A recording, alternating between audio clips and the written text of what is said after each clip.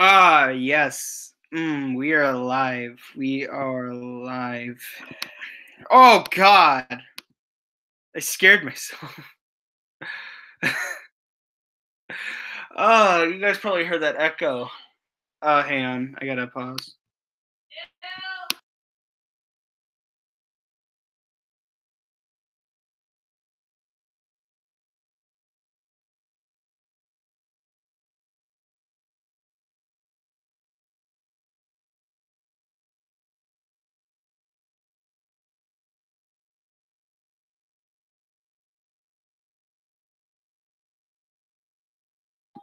All right. Sorry about that. You guys might hear a little background noise.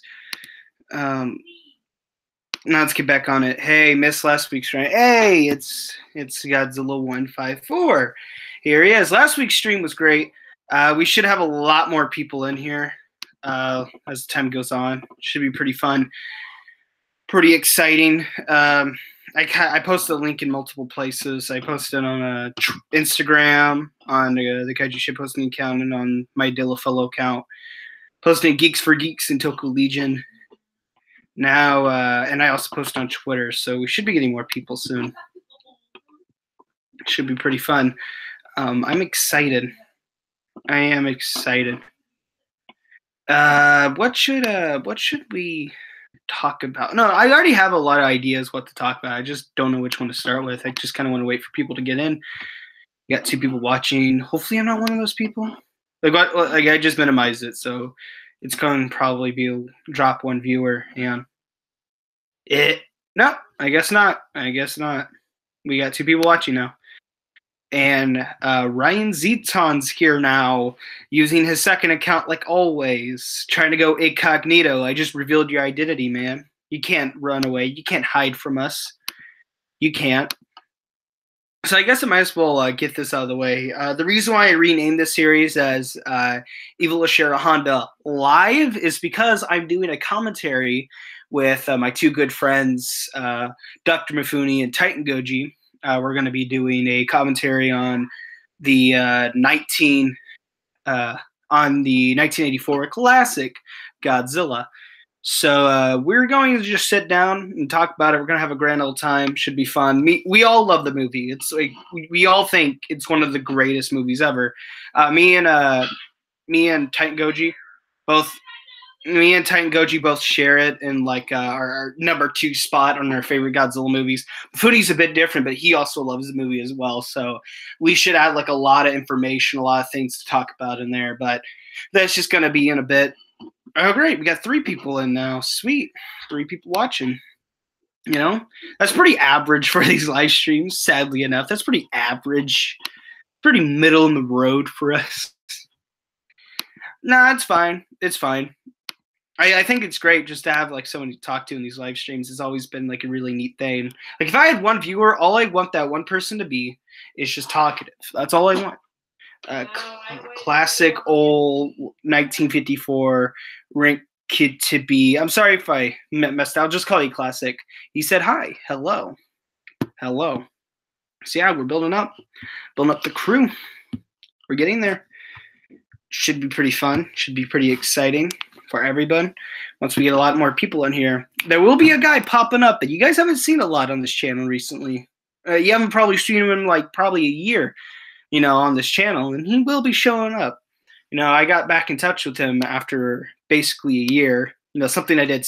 You know, I did something stupid in early 2017, and that kind of made it a bit awkward between us for a while. But we recently got back in touch, and he's willing to hop on by and say hello and possibly even enjoy the call. So how's life been? Life's been pretty great. You know, recently I got my haircut today. I don't want to show it. I want to kind of keep it not a surprise, anything. Just kind of, you know, I don't want to show my face too much on this channel anymore, even though you already know what it looks like. Oh God, I just choked on my own spit. Well, wait, what should I mention as well? Oh yeah, I will be showing my face in my Godzilla history video. I was gonna plan on getting it done today and uploading tomorrow because just to also out here, today isn't exactly my 5-year anniversary. Tomorrow is, but the thing is, my 5-year anniversary is on the same day my dad's birthday is. So I wanted to kind of get the video done and upload it throughout today and tomorrow so I could get it out. But sadly, I didn't really work on it a whole lot. So it's going to be uploaded basically later in February, but still celebrating my 5 years on YouTube. Kind of like how Godzilla, like whenever he has like an anniversary, everybody just goes like 60th anniversary. It's not November 3rd yet, but we still say Godzilla's 60 years old. We celebrate it. It's fun. So let's just get excited for that. Can't wait for things to just get really hyped. Also, if you notice this, my description is the lyrics for the All Monsters Attack theme. The littiest Godzilla theme ever made. If you don't like it, you're an out-of-touch critic. Oh, man. I'm enjoying life right now. I am. I'm glad I'm going back into YouTube a lot more happier than I was. Because, guys, if you, notice the last few days, at the end of Saturday Night Live streams, lifespan, oh my god, I was so tired and exhausted of doing it. I don't want to do this anymore. I was super pessimistic, doubtful, cynical in how I acted and everything. Saturday Night Live stream just burnt to the ground, and it wasn't because of anything else besides me. Plus, I also rebooted the YouTube channel, so with that, I deleted all of our chats except for that live stream highlight I had. I kept that because I actually really dug that. I actually really, really dug that highlight, and it made me miss the good old days on YouTube, mainly 2 years ago. No, 2 to 3 years ago. It was a pretty good time for me as a person part of this community and as someone making YouTube videos. Really adore that time. It was pretty neat. That late 2015 and early 2016 were great for me. That I will say this: Halloween was amazing for me in 2015. My sister went out to a party, and my parents went out to the casino. They were just chilling out there, and I had the house all by myself. Of course, my grandma was sleeping in her room and everything. She wasn't doing anything. So basically, I did have the house to myself, except for one room where an old lady was sleeping.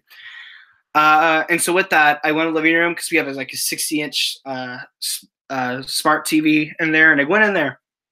And I brought in a bunch of my Godzilla movies. I brought in Godzilla 1984, Biollante, Rodan, War of the Gargantuas, the original Godzilla, all these movies. I brought them in and I watched them there. And I even had a pizza to myself and a 2-liter of Mountain Dew. The blue Mountain Dew is I had that right next to me. So I had pizza and Mountain Dew with me, and I had my computer that I'm using right now.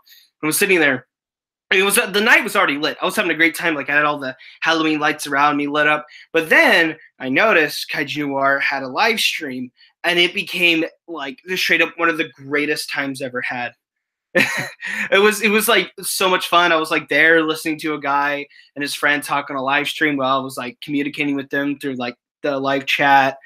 And I was also watching a bunch of giant monster movies and eating pizza and drinking some Mountain Dew. It was phenomenal. Sadly, though, I haven't had a Halloween like that ever since, but I did have a November like that. On Thanksgiving, in 2016, after everybody left, I sat down and played Halo, the Master Chief Collection, with some of the Halo YouTubers, such as Duquesne23, who's a professional Halo forger for the Halo community. He made some of the maps for that, and I played with him, and I played with a bunch of Halo YouTubers. It was great. We played till all the way 2 o'clock, 3 o'clock a.m. It was amazing. I don't think I had Christmas like that in 2017. I'm not sure. I might have. I think Christmas 2017 was pretty lit with all the movies I got and everything. But straight up, Halloween 2015 and Thanksgiving 2016 were phenomenal. Kyoko and Patterson, Godzilla vs. the Federal Reserve in the fence. Yes, we should have a movie like that. It was raunchy and litty, and it wasn't made for out-of-touch critics. What up, boys? Hot Diggity Dogs in here saying, what up, boys? Yeah, the chat seems like it's pulling through. It's hitting hard. Hopefully this goes full out. Hopefully we get all the people that I'm excited for here to get on. But yeah, I'm pulling a old Saturday Night live stream thing. because if you don't know, on the old days, the Saturday night live stream, I talk for an hour, then I invite people. So we're doing that for like an annual thing. Those live streams also going to go on for like 3 hours. Like, so it's going to go on to like 10 o'clock. That'll be pretty fun, eh? So yeah, just reel in more people, keep talking, and we'll have a fantastic time. Be the glory days of YouTube, the good old days, the days that I miss so much. Like I let like so many bad things happen during like my entire lifetime. My entire lifetime. No, my entire time on YouTube. That now I'm like, I finally feel like I'm settled and I can relax. I don't have anybody coming after me. I'm not going after anybody in general in the community. I'm just simply like, hey man, just chill out, have a good time. You know what I decided to watch today? I decided to watch Bring Godzilla Down to Size. Great documentary, but made by somebody I'm not a huge fan of. Oh well, yeah, I haven't really met anybody that's like super duper positive about Norman England. And I don't want to come after the guy, but he's a bit of an odd one. When your custom Bandai Mech Godzilla is better than the SH Monsters, a litty and raunchy little custom for the fans, not the out of touch Heisei critics. I'm sorry, Heisei's better. I just gotta say that Heisei is better.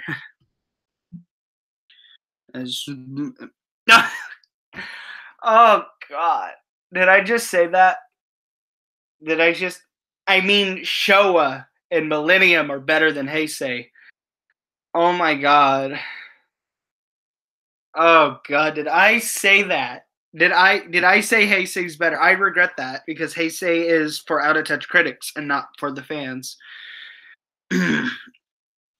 Seriously though, Heisei personally to me is the weakest of the eras. That's how it is. I personally do not like the Heisei era. I think out of all of them, they're flawed. I think they're actually the most boring and not entertaining. Because the thing is, like the Millennium era, if one movie doesn't fit you, like if one movie doesn't like rub you the right way, most likely other movies will. There's so many movies. The Millennium has so much to it. You know, like you're able to pick a movie out that you enjoy. For me, the Heisei era, it's all connected. So you're otherwise a fan of it or you're not.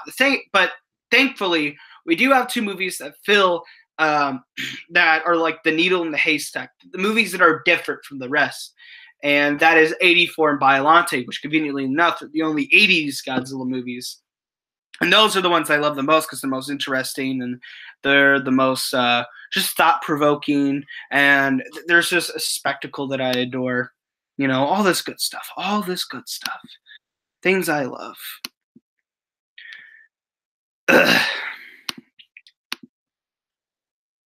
You have sin, child, time to die, saved for proof. How about a series of super articulated 2 to 6 inch, greatly detailed, mighty mini monsters, giant monster toys? I don't know exactly what that is, but hey, you know, it's Godzilla toys. You can make about anything with that, you know. Dude, you know what I want to do? I want to get like all like Bandai monster movie monster series 6-inch figures for like my top 5 favorite Godzilla movies. So that would be for like 54. I'll get the typical 6-inch Bandai Japan figure. You know, I'll get that.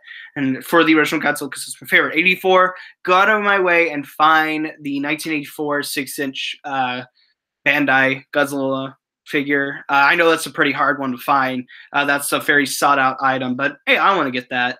I want to get my hands on that just so I can have it in my, just so I can have it for 1984. The Shin Godzilla shouldn't be that hard. I get like all his forms in the movie, so that shouldn't be hard at all. And then Biolante's the hard one though. All right, so Biolante is getting a new figure soon, so that's not the issue. The issue is that there isn't a 6-inch Godzilla 1999 figure. There isn't. Nada. Nope, there isn't. And that kind of upsets me. You know, it kind of does, because I'm just here like you got X pluses, you got this and that, but I want to get Bandai, and knowing that I won't be able to. Did you have to say that, Keoka and Patterson? Did you have to say that, Mifune? Did you have to hurt? I wanted a Showa Mechagodzilla 75 Bandai 6-inch figure. That's like the #1 figure I want, and you're gonna give me that.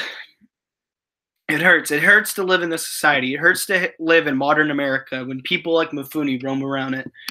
God damn. God damn.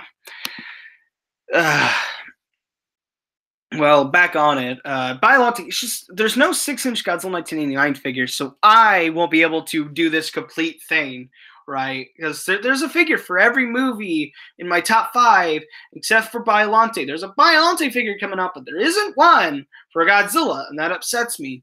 And then number 5 is, it's gonna be kind of hard to get my hands on all these figures. The easiest one's gonna be at Godzilla 75, but Titanosaurus and Godzilla 1975 will be a bit hard to get my hands on. Get my greasy American hands on. But I will go my way to get like every single one of them. So basically, it'd be complete for all the other movies except for Biollante. That sucks. Toho needs to give that movie more love. I love customizing my figures, especially when it's the Bandai Japan Mechagodzilla 75. How dare you customize such a masterpiece like that? You don't just go up to Masterpiece Movies and re-edit them because there's one thing you don't like. You monster. I will destroy you and everyone you love because you did that. You hurt that poor thing. I remember I was going to do a YouTube channel with people like Jansamy, Chicken Man, Louis Duran, and a few others as well. And we were going to do a YouTube channel called Toku Kaiju Fans, where we just like post videos on our own and do all that. But we never got around to it, sadly. In 1989, I may be able to hook you up. Not a Bandai, but a vinyl. He made it better, stronger. Oh boy. Hook me up. That means give it to me for free, so I don't have to do any work. Yeah, that's pretty good.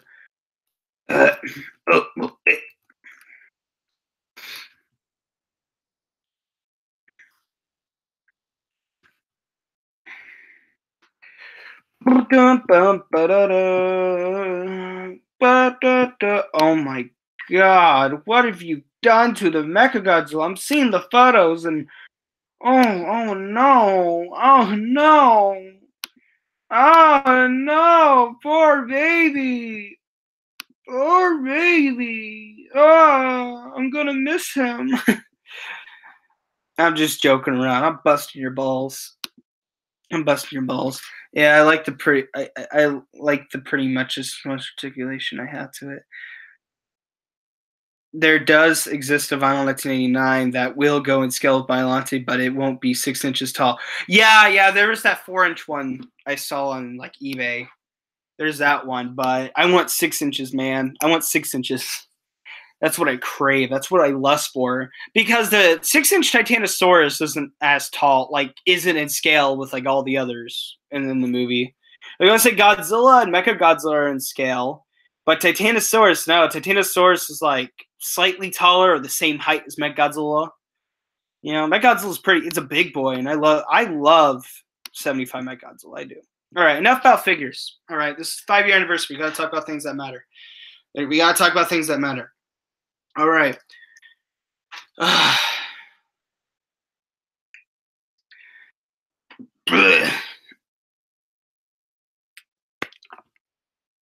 I've been doing this channel for 5 years.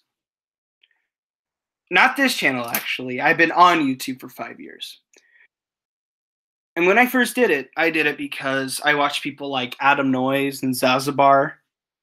And I watched them. I listened to their discussions, and I was really intrigued. They actually introduced me to the fan favorites. I always thought every Godzilla movie, everybody loved every Godzilla movie, and I obviously had my favorites out of all of them, but I never thought of a worse Godzilla movie. I didn't know Godzilla's Revenge was, hated amongst all the Godzilla fans. I didn't know that.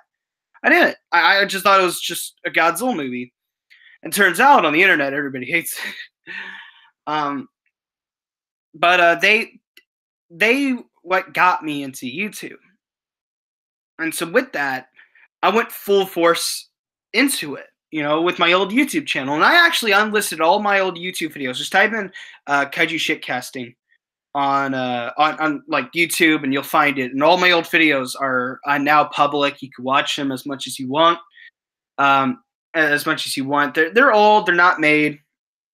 You know, they're not incredible, but they are. But they are is what got me to where I am now.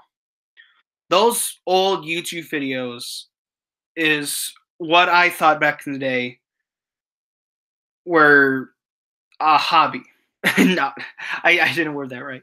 It's what I did back in the day. You know, to me, it was just wanting to voice my opinion. It was me sitting down and just being a Godzilla fan. And I got carried away sometimes with the YouTube channel. I did. I did get carried away and all of that. And in the end, it was a fun experience until I decided to change. Now, why did I change? Is because I got one copyright strike. Just one. No, nothing big. Just one copyright strike. And I moved on from that. I did. I moved on. Well, no, that also wasn't. It was also because I got spammed with a bunch of dislikes on my YouTube video. And at the time, I had like beef with like several Godzilla YouTubers. I did. I wasn't a huge fan. I wasn't a huge fan of people in the community around 2015. And there's a video I actually like put a lot of effort into, which was not a lot, but you know, I actually like put at least thought into it. And it was like my Godzilla 2000 comparison video where I compared the US cut with the Japanese cut. Wasn't edited at all, but hey, it was a video that I really wanted to make. And hell, Adam Noyes actually, that was like the first interaction me and Adam Noyes actually ever had, and he commented on it. And he said he really dug it. He said he really liked the video. Of course, you know, he mentioned something about the editing, and I agreed with because I thought my editing was pretty trash. But overall, overall, that video made me finally feel like I was getting somewhere. And then I obviously cut short, and I moved on to the channel I have now. The channel I have now is the channel that has basically built me into what I am now. I went through so many different changes with this channel. I went up and down with it multiple times. And in the beginning, I was just kind of making content similar, but I started using more editing things a lot more often. And I actually wanted to make fairy fan-based videos. Like I wanted to do this series called Kaiju Battle live stream, like Kaiju battle debates kind of things, live streams where I basically have two people arguing with each other of which monster is better. I was going to have a second episode, which was going to be like Hedorah versus Orga, and I had a few people in mind who I wanted to get on it, but I never followed through with it. But it was like, yeah, that was really like type of content I've been wanting to make forever. You know, I started getting into Photoshop a lot more. It was overall just a very fun experience for me as a for me that's trying to put myself on the community. I made my Shin Godzilla video. I made my Godzilla 1984 video. All of this type of stuff. Like I made all of this type of content that I never would have thought I would made in the past. And the thing is, the videos I was making weren't even that incredibly made. They weren't amazing. They weren't works of art. But to me, it was like I was finally doing things I always wanted to do. I always wanted to do them. I was so excited for them. And around that time, I started doing my Saturday night live streams. My Saturday night live streams at the very beginning were innocent little live streams. They weren't much, and people didn't really join in.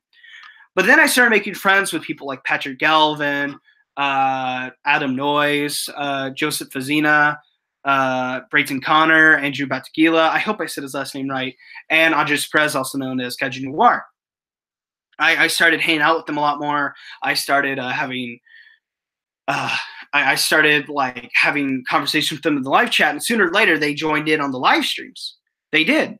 They joined in with the live streams.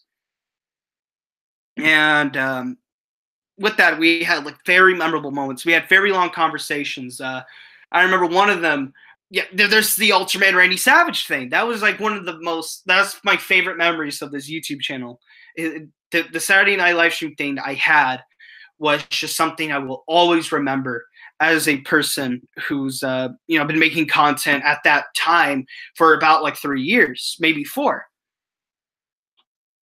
So 3 years at the time. And so with that, I kept marching forward. Saturday night live streams were fun. I was having conversations with my friends like Hedging War and other people. It was overall a grand old nice experience until I started getting bored.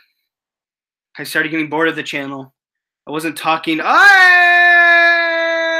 Kaiju Noir is here. He was here. All right, we got the full package. We got everybody that's been here for the longest time. We got Wellzilla, Mifune, we got Nerfman, and now we got Kaiju Noir. The package is full. The package is nice and neat. And with a few other people in here as well that made the package come with a nice little bow, nice pretty bow, we are at full-fledged amazing. This is a grand old time for us. How long has this been going? All right, 25 minutes. We got like about, we got about, let's see here, 35 more minutes until I start inviting people. But I was getting bored with the YouTube channel. My content was kind of slowing down a bit. There was nothing much to it. Live streams were slowly dying off. You could definitely tell at the last few days of Saturday Night live stream when it was like on its, it's like on its last legs. You could tell it was like getting like, I barely got any people watching it, and I was like super bored and I was tired. Like there were some times where I made like an episode of it and it didn't even go on for an hour. It didn't even hit it didn't even hit the time where I started inviting people. It just went on for like 40 minutes and I got tired and I shut it off. There was no more continuation of it, and I ended up deleting the franchise once I rebooted my channel and early 2017. I like deleted everything and started with a clean slate. And I even changed my name from Hedora the Douchebag to Dillafillo, which I actually like more because Dillafillo, of course, fits with. It has been a name I've been going with for like quite a while on my old Instagram days, even before my Hedora the Douchebag days. But I think it was actually around it. But Hedora the Douchebag, which is kind of like a name that I no longer want to be attached with. It was kind of stuck with like not so good behavior decisions I made on YouTube as a whole, So I just like, I don't want that anymore. Get it out of the way. And that's really how it was. 2017, I didn't really do anything at all. I made that big video saying I'm going to do things different. And then I uploaded that interview that barely got any views. It was an interview with one of my teachers at my school. And it was about Halo and all of that. And I don't care it didn't get a whole lot of views. It didn't really have any context with it at all. It's just that interview number one. No, I didn't upload the actual Halo documentary I want to do. That was actually all I filmed for the documentary. That was kind of sad, right? That's all I filmed. It was a documentary. That interview was actually just a video I was really proud of. I really dug. I wish I put more effort into that. But after that, I didn't really upload any videos. Just kind of making some shit post videos. I was kind of memeing out. I was just live streaming, and live streams were like titled "I lack of motivation and desperate for ideas." Like something's going up when you have videos, live streams like that. Things were going up. They weren't going too bright. And then I got and I started actually kind of getting back into YouTube. I started kind of getting back into it around early 2017 because I was actually on the Toho Kingdom forums. Like the Toho Kingdom forums. It was on that I was talking to people, and there was this forum saying, describing the plots of all Show Godzilla movies, but poorly. And I went in there joking around, and one of the jokes was for Godzilla vs. Hedorah, it was called "We Were the Movie That Got Bono Banned." All right, that was the joke I had, and I thought, wouldn't it be funny that if I made a video about this and I added that joke in the video and I made a fake account for Yoshimitsu Banno and I banned him off the Facebook group that I still mod. Well, none of my accounts modded, but I still have access as a mod through the Kaiju shit posting page that's connected to it. But I thought, like, I should add that. I should add that to that group and then ban it and block it and then delete the account just for the joke. But once I made the account, I got mad with power. I don't want to go too far into this. I don't want to get too detailed about what happened because you guys probably already know about it. But I did some pretty dumb things at that time. I did some pretty dumb things with the whole joke and everything that I got to the part that I just thought it was too far, where they started pointing the fingers at other people, and I didn't want like some dude being falsely accused of my actions, so I had to come up and I had to tell the truth, and I lost some friends to it. And after that, pushed Facebook away a bit. I pushed YouTube away a bit. I basically kind of want nothing to do with them. I'll still access on a second account I had on Facebook and on Geeks for Geeks. I was still active on that, but all the other groups I wanted nothing to do with. I was like, no, I'm done. I don't want to do this anymore. No, get that out of here. And then YouTube, I barely uploaded. It was just a bunch of meme videos here and there and all that. So I was there trying to give reasons of what happened. I was trying to give explanations. I was trying to sit down and say, what happened? And I straight up just kind of gave up. There was no, I shouldn't be trying to figure out the source. I should try to stop it from ever happening again. I should kind of restart and, kind of like what I was supposed to do in early 2017. So I did that. And my main focus just went to Twitter and Instagram. And I've met some of the greatest people during that time. I mean, Instagram really kind of fixed me up in a way. Instagram really kind of made me into just an overall better person. I met some amazing people on there. And people that I already met in the past, but these people straight up made the experience amazing for me. Gigantus 2000, Mafuni, Titan Goji, Ryan Zeton, Chicken Man, Garrett, Gorgira 5400 or Jan, not All right, I messed up. Gorgira 54. Also known as Jan on YouTube. He did something I just adore. All right, so I don't have a lot of money, I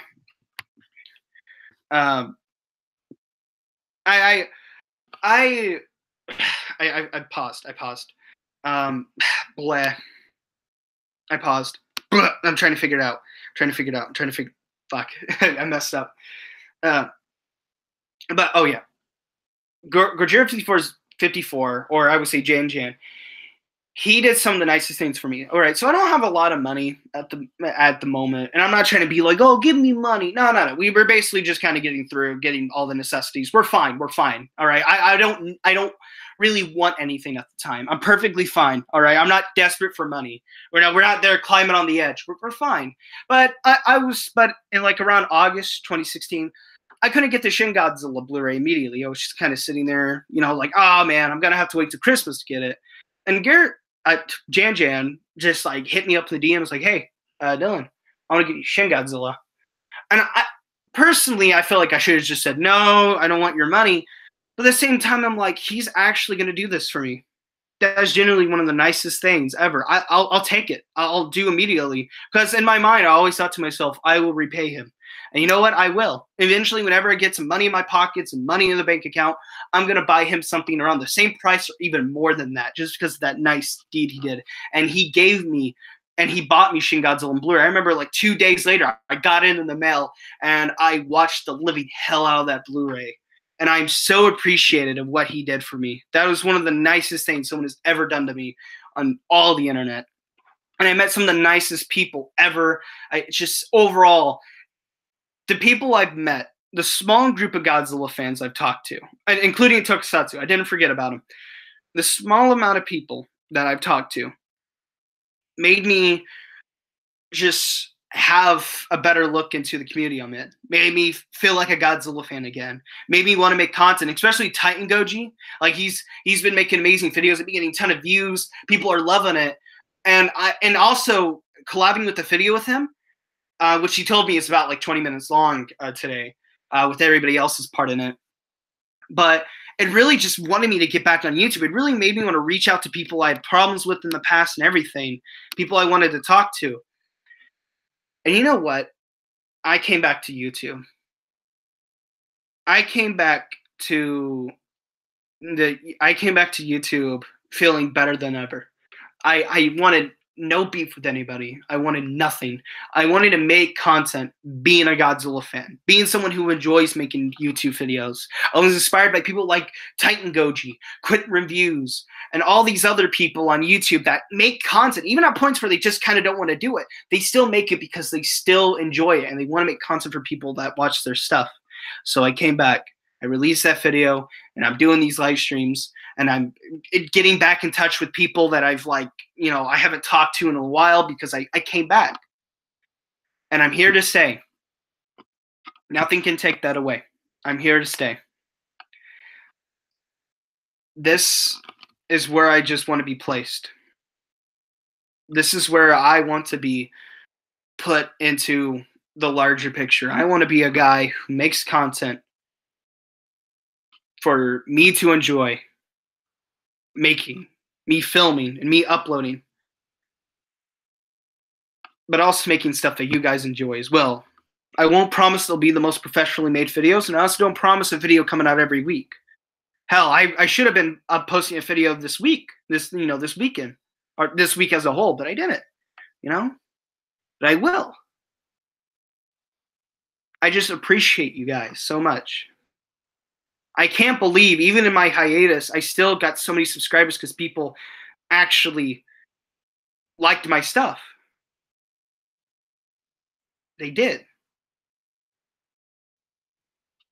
So overall, I just want to say thank you. It's been a long journey. It's pretty hard to find my place of where I want to stand in this overall larger picture. But I kind of felt like that bit of solitude I had was really needed. So yeah, no longer with Hedora the douchebag, no longer with cynical Dillafillo. You are getting the brand new Dylan Philo. You're getting the brand new Dylan McIntosh here on the YouTube channel. I've grown, I matured. I'm going to graduate next year from high school.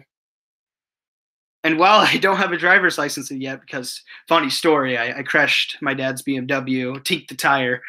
There's a whole story to that. I might get to that later, but it's a pretty cute, funny story that, a car crash, you don't think that's funny and all, and it was pretty sad that day when that happened. But overall, yeah, just me personally, like, life has been rough a little bit, and personally, but it's also been great.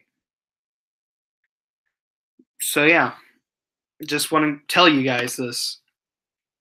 5 years of YouTube, another 5 years going on, and maybe even more than that. Let's just see where it goes. All right, I got to read all these comments that I missed. All right, let's go all the way up to when Nerfman said, Godzilla vs. Destroy is the best. No, it isn't. You're a terrible person. I will attack you. Oh, hey, Nerfman. Godzilla's Revenge is too raunchy for them. It is. Godzilla's Revenge is amazing. 4 in scale figures are actually pretty good for scale. 3.5 pure U is in scale with a 6-inch, 100-meter size kaiju. All right. Godzilla's Revenge is one of my top 5 favorite Godzilla films. Cool. I ran on you as the reason why you're still alive. Yeah, I've been on life support for a while. Recently, they got me on my coma. You may have gone too far in a few places. Hey, it's poetry. It rhymes. Who's raunchy here? I am. I'm seeking some anxious. I don't remember the rest. That moment when I was gonna make a Godzilla against Mechagodzilla retrospective for the 15-year anniversary, and I missed it. Oof, you were just a little too out of touch. Oh yeah, from Kaiju Noir. If I die in this world, both Godzilla 154 and Godzilla said that. Can't believe it's the real Kyoko and Patterson. Big fan, huge fan. From Nerfman. Who will know? Throw me in the trash. Throw me in the popcorn mines. Throw me in the gravel pits. Kick them in the gravel pits. There is no escape from the gravel pits. Where's the depth? I don't know where the depth went. The depth, yeah, freshman died. In the gravel pits. Shit posting is the past. I believe so. Yes, raunch posting is the future. Lit posting, laughing crying emoji. Rock hands. Bono banned from life. That's an inside joke with friends. Banon is our Lord and Savior. So what happened with Coco? All right, yeah, we are. Instagram got you out of the gravel pits. Some of the nicest, most anti-Zionist people you've ever met. When I think is the Godzilla community, I see myself as that one kid who cuts up his Godzilla figures. When I think of, but when you make them better, you trigger the out of touch purists. For the fans of Dillo Philo, applause. Just cut up my Funko Pop Godzilla and turned it into a Pop Shin Godzilla, and man, it looks good. Yeah, I've been yelled at by super collectors for cutting up my figures. Catching more gives me applause. This is deep. I'm in love with you now. Oof, they're just out of touch critics. Life's all about the litty raunchy moments when the mega nut isn't as good as the first nut. All right, I just read all the chat. I read all of it. I got through it. Ooh, that was pretty fun. That was pretty cool, deep conversation. Promise you I won't get that deep. I only get it deep if it's actually like meant for it. Just want to tell you, no more of that stuff for me in the past, all right? You're not getting super edgy, super duper edgy Godzilla fan who says N-word all the time because IDub said it, and also doesn't start drama with people around his age all the time on YouTube. Like the thing is, if I'm not a big fan of someone's content, you know what I'm going to do? I'm just not going to watch them. I'm not going to say anything about it on YouTube anymore. I'm not going to do that. I'm going to stop watching them, personally make that a me thing and not a everybody thing. Everyone make more comments so he has to catch it up again. Man. Good thing I have pop right next to me. My throat's dried after that monologue. What are we going to do for 20 minutes? Until we start throwing people in, you know? Godzilla's Monster is my favorite movie. Oh my god! That's the worst! Nah, just joking. Godzilla's Monster to me is alright. It's kind of middle in the road for me. But hey, if you like it, that's good. I get why people like it. No, it is a visually entertaining film. What the fuck is pop? It's called soda.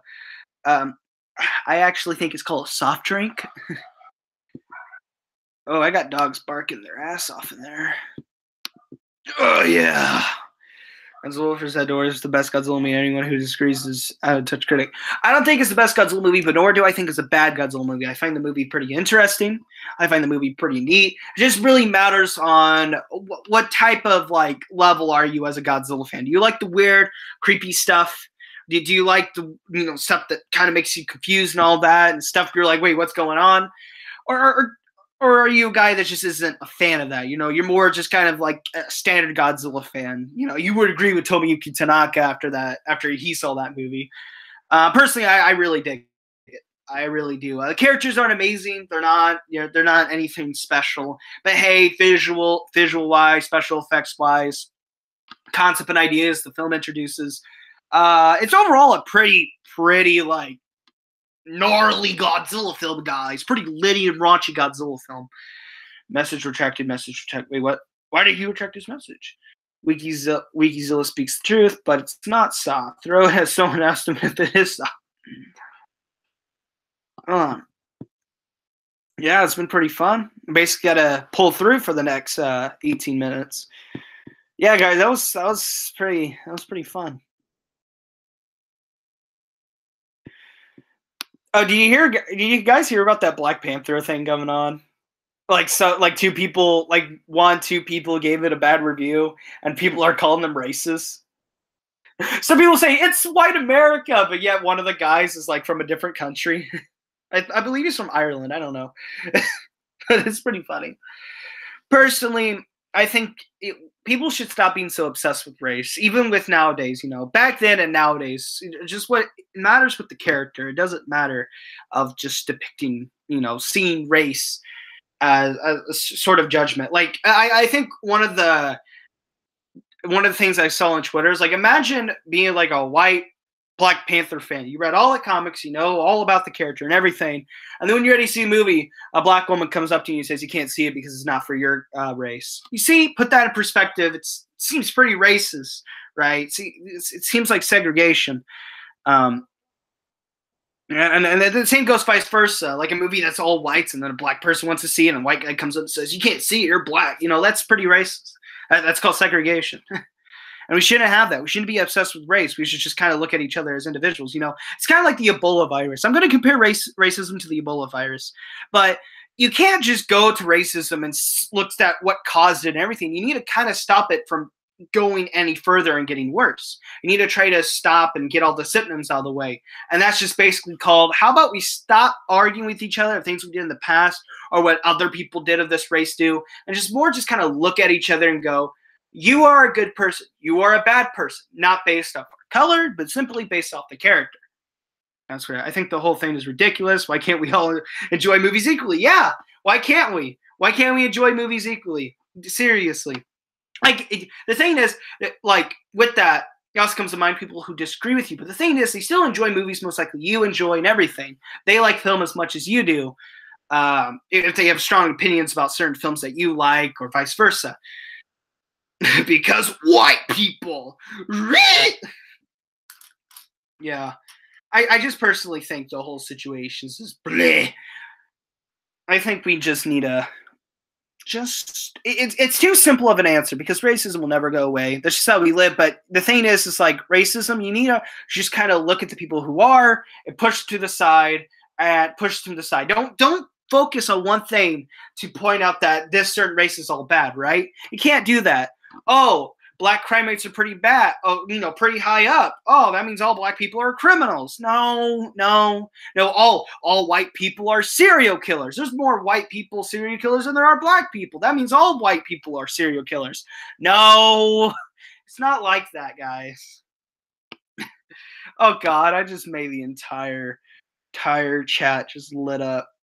Oh God. I went down a path I got political. I shouldn't have. Well, I am a Godzilla fan. Those movies are pretty political, so I guess I do kind of have a right to go at this. But at the same time, the politics I just talked about have nothing to do with Godzilla movies. Take notes, that Godzilla guy. Oh, I'm dissing. It. Yeah.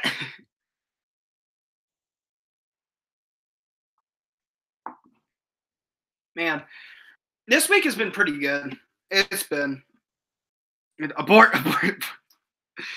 You see General Grievous keep hitting the button when he's about to like leave his ship after like it's blowing up, and Obi-Wan Kenobi and Anakin are like taking controls, and he's just hitting the button to get out. He's like, "Oh, damn it!" Politics of the internet now. No escape. No escape. No escape.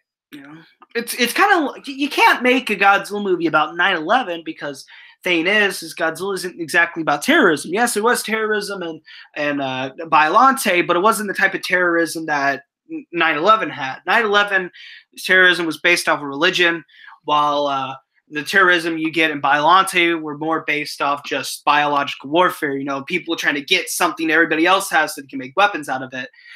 The only thing you could really make Godzilla related to 9/11 is just how, the destruction the buildings cause or the aftermath of it, right? Of how somebody would react to it. That's how I see it. Oh, God. Norman England. Oh, God. I know I already mentioned him early in this podcast, but now we're going down that hole. Oh, boy.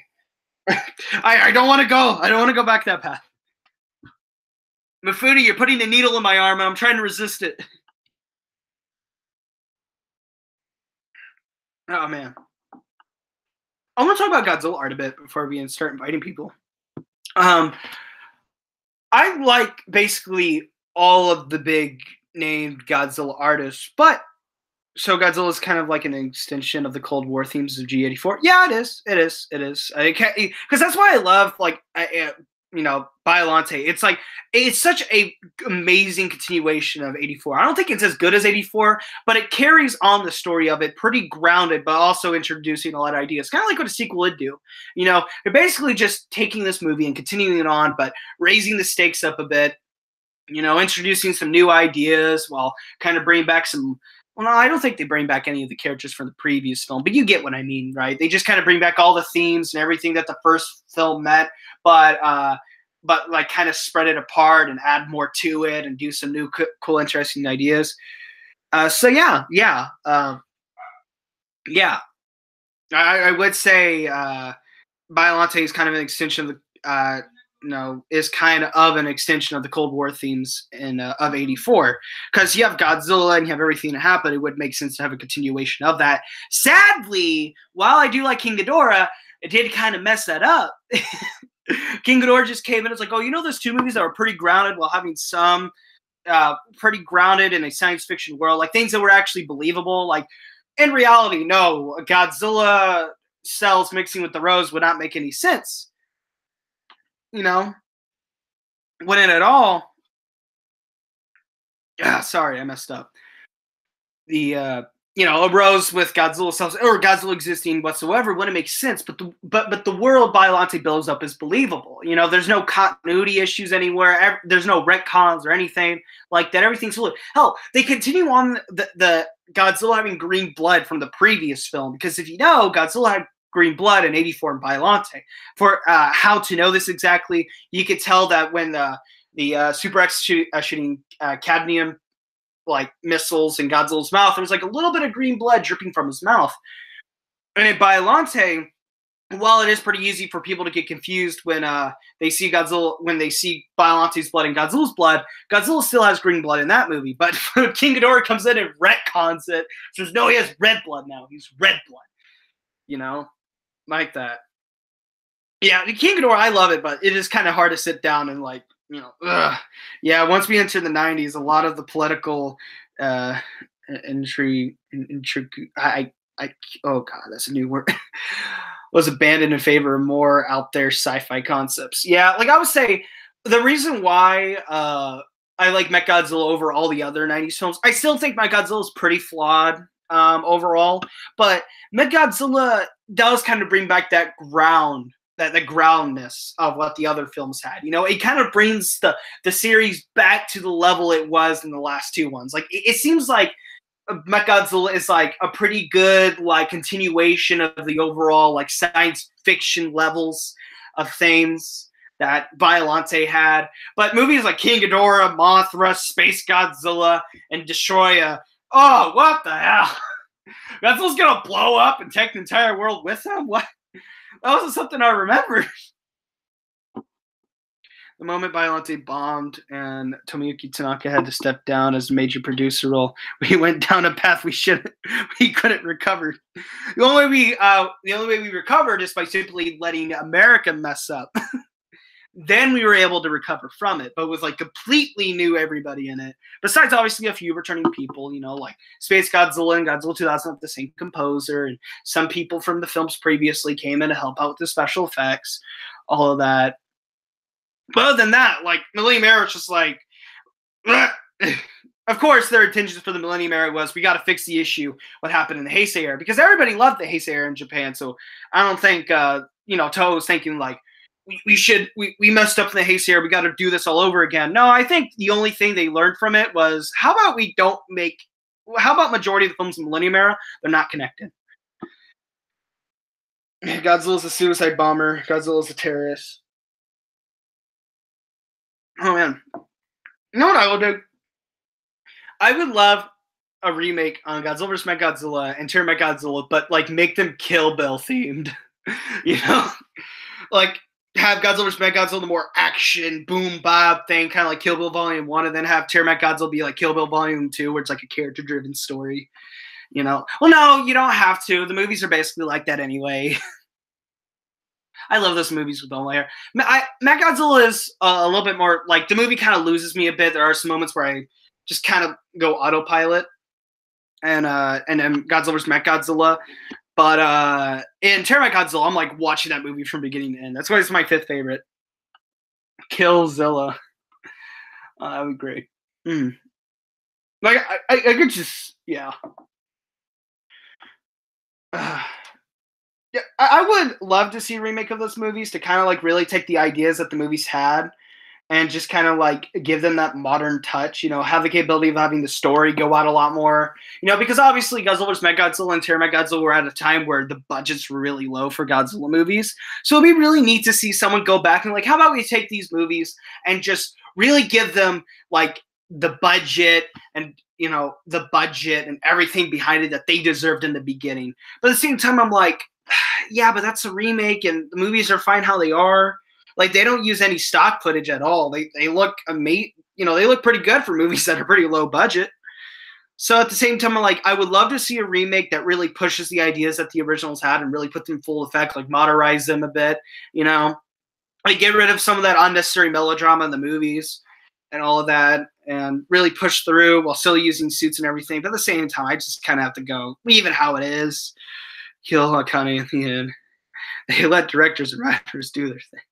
What made the Millennium Era for better or for worse, but still better than the Heisei, was that for the most part, the exception like except the case where they wouldn't let Kaneko choose Anguirus and Varan, or let Kizuka kill Akane in the end. They let directors and writers do their thing. Yeah, they did. That was pretty neat. It took a while for Toho to warm up on IDW. Same thing with them. Yeah, it took a while for Toho to really kind of start warming up to them, because in the beginning, Toho was pretty strict with it. Like, I remember listening to this Matt Frank interview on this one channel. I think it's called Kaiju X or something, but they do this thing called Kaiju War Chronicles, which, it's people from Toho Kingdom having their own podcast names, and they're talking about, like things with the KWC on their website. And they actually had Matt Frank on an episode, and he talked about that, like, that there were some moments they want to do more, like, kind of anthropomorphic expressions for Godzilla at some scenes, to kind of have more of a personal touch. But they couldn't do that because Toho wanted to keep that animalistic look to it. Like, Toho was very strict. And even Matt Frank said, like, after 98, we kind of put a curse on us that we couldn't really escape. But comics like Godzilla in Hell and Oblivion and Rage Across Time, I'm like, those are pretty, like, woo-ah, Well, I mean, Godzilla's president we all deserve. He's the prime minister we all deserve. Let them have their own style. After Biollante, the 90s seemed to just pander to the popular trends and no thinking out of the box. Yeah. The 90s, like, why was Destroy the last movie? Of course, everybody's going to go towards, because they were getting ready for the 98 film. But the other reason was because they were disappointed with how much money the two other films made, like two films previously made in the box office. Even though they already made some bank, they already made some money, they made pretty good amounts of it. Toho was still disappointed with it and decided to cut the series short for that reason, and for the American film. Virgin IDW, the Chad, Dark Horse. Let them have. I would say this. I can't wait to Toho finally lets IDW make their own cool Godzilla designs and give Godzilla new interesting origins. And they already made, like, their own monsters in the past, like the Trilopods. But I'm really excited for, like, just Toho to let, like, IDW, like, kind of loosen up the restraints just so IDW can do, like, so much more interesting things. Like, I love Godzilla in Hell because it really started to show the freedom IDW was having. And it is my favorite miniseries from IDW. But it was really, like, the one where I kind of felt like Toho was finally loosening up a bit. They were finally like, all right, you guys can do that. You guys can go ahead and do that. By the way, has there been, like, anything else Godzilla related coming out after, like, Oblivion and Rage Across Time? Because I haven't heard anything about that. Because I remember, like, in 2014, 2015, and, like, 2016, like, they were just rapid fire. Boom, boom, boom, boom. Like, Rage Across, like, there was Rules of Earth, Godzilla Cataclysm, Godzilla Goes to Hell. I think I already said Oblivion. And then Rage Across Time. They were going with that. And I don't know where they just kind of stopped. So it's probably the reason was that. Was anything made after Godzilla Rage Across Time? I feel so out of the loop. No, I don't think there was anything. I just want to know if there's, like, any information that's going to happen, or is IDW and Toho just, like, having a stare down over something, or it's just straight up IDW just can't make any more, or maybe they're dried up because of the people weren't buying the comics as often as they do. Rage Across Time, Rage Against Time. Godzilla beats up a clock for, like, 5 issues. Yeah, that comic strip was pretty good. Did they mess up on some of the names, though? Did they do that? Like, did they call Gigan something different by accident? I don't know. But, oh, man. Like, obviously the weakest characters in Jufukuda films would probably be Mechagodzilla and Megalon. Mechagodzilla is, like, way above Megalon. It's like, obviously, out of all of them, it would be like Ebra, Son of Godzilla, Gigan, Mechagodzilla being very close to Gigan. Well, I wouldn't say very close, but having, like, a few characters that do kind of make the film just, like, really, like, neck and neck with Gigan, but just a little under, because Gigan does have more interesting, fun characters. I won't say interesting, but just more fun characters, more memorable characters. And Mega Lunch is all the way down. Mega Lunch is Brodan. Gigan equals Brodan. Borodan. Yeah, Borodan. I think that's what it is. The Virgin Marvel. The Virgin King Kong 19th King Kong show. The Virgin Peter Jackson King Kong. The Chad Consco Island.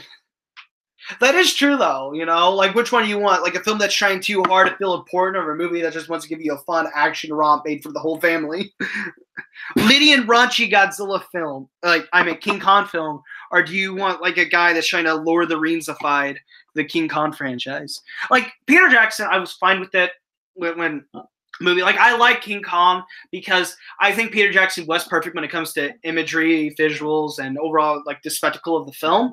But I feel like he just tries way too hard when it comes to characters, when it comes to like information, all that. Like the reason why the original King Kong is like to the point where it's like a straight up masterpiece because it's just paced and edited so perfectly. It doesn't need to be 3 hours long. Which, by the way, the theatrical cut of the film is 3 hours long. And the extended cut only adds like about 20 more minutes. What the hell? I personally think they should have just cut out 30 minutes to begin with of the film. Of course, reshoot some scenes, change some, do some changes to the script, just so everything can feel like a lot there. Because in the original King Kong, like there's character deaths weren't always spread out. Like there was moments where a lot of characters died at like one scene. But in the Peter Jackson one, they want to kind of spare it out.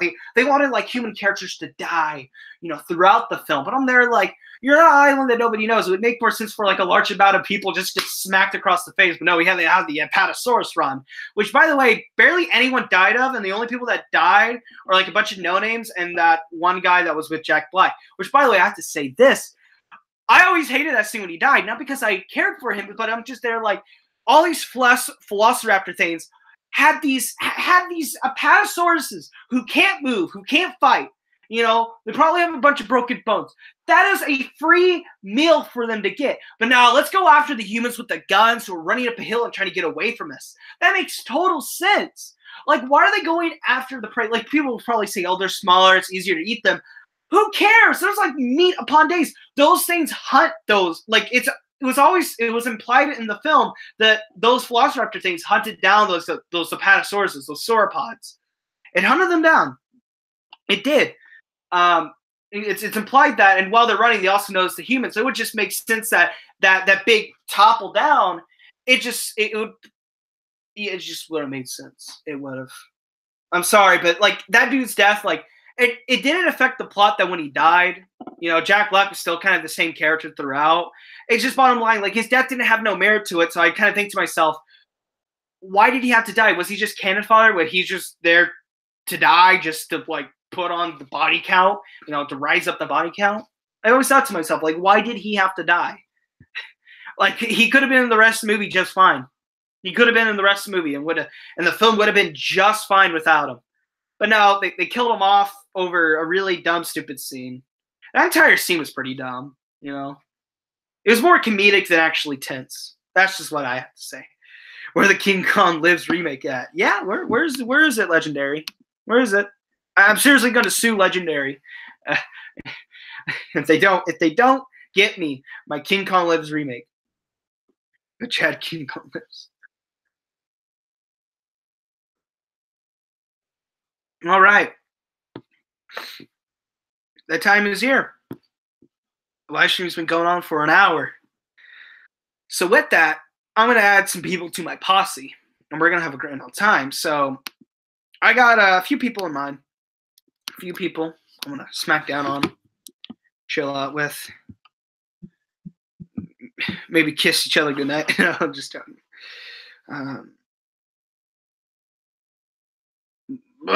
All right, copy that link. All right, so here we go. Pretty nervous about this one because it's been a while since I had other people in these calls with me. Oh, Denny, you want to talk about Godzilla artists? Oh, yeah. All right, oh, God, I went, all right, thank you. I went out of place. I like a good amount of them. And I went to IDW. I like a good amount of them, but I do think a lot of them kind of have that kind of edgy, overly epic artist, like comic book artist type of feel to it. And while that's like all fine and dandy, like I really like that. I think Godzilla. I think that really works out with IDW's comics. Like when it comes to comic books, I think the artwork's great. But personally, to me, like standalone art, right? I have to go with Shinji Nishikawa and GNA. Like both those guys, like they they just capture what I like about Godzilla. You know, they capture, like, Shinji Nishikawa kind of captures like the suitmation in a way. Like he makes it look like the suits, of course, because he worked on the movies, but also because like he adds like the kind of majestic look of the monsters. You know, they're not super edgy, sharp fangs, teeth biting. No, they're not running, all that. They're not humanoid. They're just like the simplistic designs of the monsters put into situations you could imagine them being in movies. You know, like you see a picture of like made by Matt Frank of like Biollante biting down on Godzilla's head and Godzilla's trying to rip her jaw apart so he get free. But then you also see like an art of like from Shinji Nishikawa, which kind of shows like Godzilla fighting off Biollante with like Biolante's chin drills around Godzilla, like simplistic stuff. I like that. And GNA just makes amazing paintings. Like his stuff like is beautiful. He captures like the horror but also beauty of the creatures while also being kind of cute, funny. Kind of like Shinji Nishikawa. Shinji Nishikawa doesn't really capture the horror of the monsters, but he captures like the beauty of them and also the more comedic side of them. And that's why I appreciate both of them. It's fine. I like all the other art. I like Jeff Zornow. No, Bob Eggleton's also pretty based. He made some pretty good art. But I like all the other Godzilla art. It's just personally to me, I'm more into the type of art style that Shinji Nishikawa, GNA, and Bob Eggleton have, because they just kind of capture that like level of majestic horror, but also kind of cute art that I imagine. Assuming GNA's gender. Oh God. All right, so I'll start hitting people up now. Here we go. Here we go. Oh, God. I got to figure out a way to transfer this link to somebody. All right. Hang on, guys. This might be I'm going to be kind of an awkward pause. I just need to exactly figure out where to put this thing at. How about I just sent it to this one guy, and then I copied that link from when I sent it and send it into another thing. Let's do that. All right. So I'm going to pull up this real quick. All right, there you go. Oh, there you go. All right, copy that. Oh, it's going to spook me. I'm not paying attention right now, so immediately when I hear a voice, it's going to freak me out. And then I'll send it to this boy, just so we can have a nice, fancy conversation with everybody. All right, there you go. Here I am. So far, I'm only going to have 2 people in here. I might join other people, because I mentioned this is going to go on for 3 hours. 2 more hours of nonsense. Greatest stuff. Greatest. Finest achievement. So hopefully our pal Mifune checks his DMs, sees what I sent him. Now you guys know of one of the people joining in here. One of the fine special folks. Copy that. All right. Here we go. So Mifune, if you're watching, check your DMs and you might get something value. Woo! Waiting for the other person to get in here as well. Oh man, I'm kind of nervous. And he's here.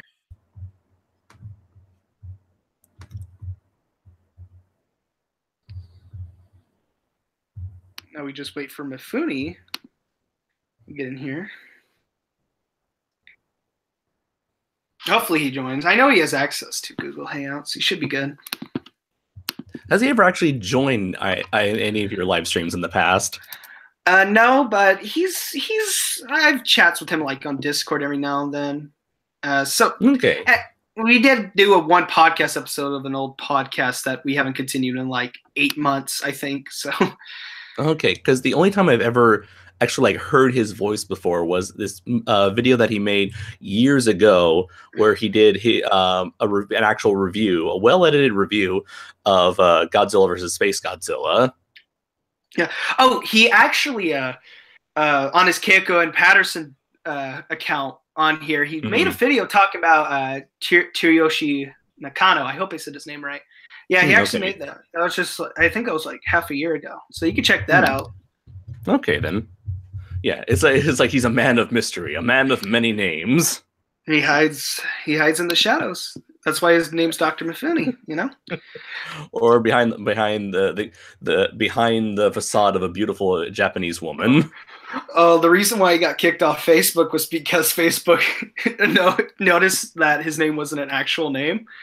And so he got zucked, and that's why he's not on Facebook anymore. Zuck. That is really funny because it have been like for the longest time people have been using like fake accounts or accounts featuring weird crazy names or personas or whatever. It's like, why did it took them this long to realize, hey, Mifune isn't a real name? They probably noticed it wasn't spelled. They probably noticed it wasn't spelled like it wasn't Terramaka Godzilla. That's what I'm noticing. Like, yeah, if they just spelled it the way their name was originally spelled, I'm sure he would still be his account would still be alive today. Yeah, like keep Doctor how it is spelled on his Facebook account, because they'll probably say it's like, that's a weird first name, but the last name, that's what they know. That checks out. Oh boy. Yeah, there's some fun things about Mifune. He's a mysterious man that has like a lot of fun things to say. Mm-hmm. Now, hopefully he gets in here, because I sent him the link, and I guess he just kind of disappeared a bit. So I'm assuming he likes to keep his real name private? Mm-hmm, yeah. Okay, well, I will keep that in mind. That is actually a very smart decision. I should have done that from the very beginning. Too. Because one guy I watched named Quentin Reviews, he like mentioned. Yes, he did. He gave that exact advice. Yeah, it's like, I wish I never did that. That's gonna get to the point where like one day, like one of us, you know, if it ever happens, is gonna get like popular and huge and all that, and next thing you know, someone's gonna be creeping at your front door, knocking on it. You know? Yeah. I think maybe D-Man has complained about that in the past. Well, at least with people like obsessively trying to find out his real name, and it kind of makes me grateful that I'm not that popular. And in a way, I kind of don't want to ever get that popular because of what that would entail. Or like the consequences for popularity. You know, it feels like I'm in this like nice moment where I do have a following, and I don't have any crazy people yet who are actively trying to find out who I am. Although luckily, even if they know where I am, they can't really. I'm kind of given away where I lived in the past, just like, you know, city wise. But I doubt anyone would come actually try to find me, at least now, all the way in Japan. Oh, that would be pretty horrifying. You wake up and you just get a bunch of Japanese people knocking on your door. Yeah. Oh boy. That's probably really rare in Japan because, you know, the crime rate's pretty low down there. So having an invasion. It is crazy fucking low, to the point where the cops have to like overreact to like the smallest misdemeanors because they're desperate to look for something to do. It's like there was a point. They don't have a quota exactly. It's just, you know, they feel the need to do something out of their lives, because it's like they find some people jaywalking, they'll treat it like a criminal offense. It's like, it's people like you that are the reason why I joined the force. There's like a time where I've seen this video clip where on Facebook where there was this car with an open, an open roof. So anybody could just like jump in and steal whatever. So there were like, I think like 8 cops all surrounding this open car until the person would come back. It's like, we got to protect this car. It's like, this was like the car of like the Queen of England or something, or the Pope. It's like, we got to protect it at all costs. It's like, God damn, man, chill out. This is Japan. No one's gonna steal anything. Oh god, yeah. There's a lot of fun stories when it comes to cops all over the world. You know. Oh yeah. I don't want to live in North Korea because you'd be doing something that an American would be doing. You know, something. You sneeze in front. Go ahead. It's like in America, you can do all these things for free, and when you want to taste that freedom a bit, you get set in a concentration camp. It's like you sneeze in front of a picture of Kim Jong-un, you're immediately like sentenced like 20 years to life. If you watch a movie, like an American movie made by America, they will like come after you and make you watch Kim Jong-un movies. or Kim Jong Il movies. Because Yeah, he was the guy who made movies, not his son. oh, Yeah, I'm looking at the comments. Godzilla 154 says Kaiju Noir's mic quality compared to Dilla's mic quality. I hope he means that the mic is actually working. Because if anything's wrong with my mic, just please let me know. he's talking about my mic quality being bad. Okay. And then Godzilla 154 says, I've come close to figuring out D-Man's full name. To which I reply with, to quote a line from Michael Jordan, "Stop it, get some help." His full name is Derek Serizawa, guys. That's his full name. We all know that. I thought that was obvious. Guys, it shouldn't be a big investigative thing. God. Let's see. I wonder if this guy's YouTube channel named Dylan Phil, I wonder if his first name's Dylan. That must be interesting. Yeah. And that Macintosh name, is that a real name or is that another cover-up? I don't trust anything he says. Just like the government. I don't know why I'm suddenly talking in a southern accent. Ultraman Randy Savage. The masterpiece. Watch. Oh, that's a masterpiece of a character. You know, people talk about how Citizen Kane is like, perfect, one of the best characters of all time. Nothing can beat nothing cannot touch Ultraman Randy Savage. I'm sorry. Yeah. The only thing that can touch him is Dwayne The Rock Johnson being Lydian Raunchy. So I'm trying to see, like, if Randy Savage is Ultraman in this universe, who would The Rock be? Oh man. I don't. Oh boy, that's in this universe. Maybe Zeton. Zeton. I guess Zeton. Yeah, he's a big unstoppable force of nature. Except he just keeps quoting The Rock, like what The Rock's cooking. Instead of going like Zeton, he's like, "Smell? Can you smell what I'm cooking?" He constantly just like keeps reading the script of the game plan while he's fighting. Yeah. Let's see. Sam the Gigan fan says, "What do you guys think of the anime Mechagodzilla?" It's weird.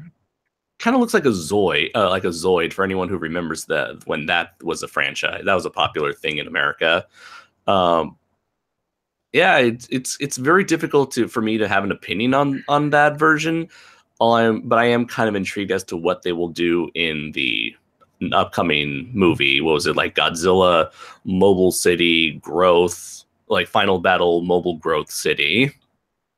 I have no idea, but I remember on this Discord I was on, somebody actually like looked into the design that you saw on the poster and actually started giving theories and explanations what everything means. Like the reason why it's multi-layered, the armor is like to deflect Godzilla's beam and all that.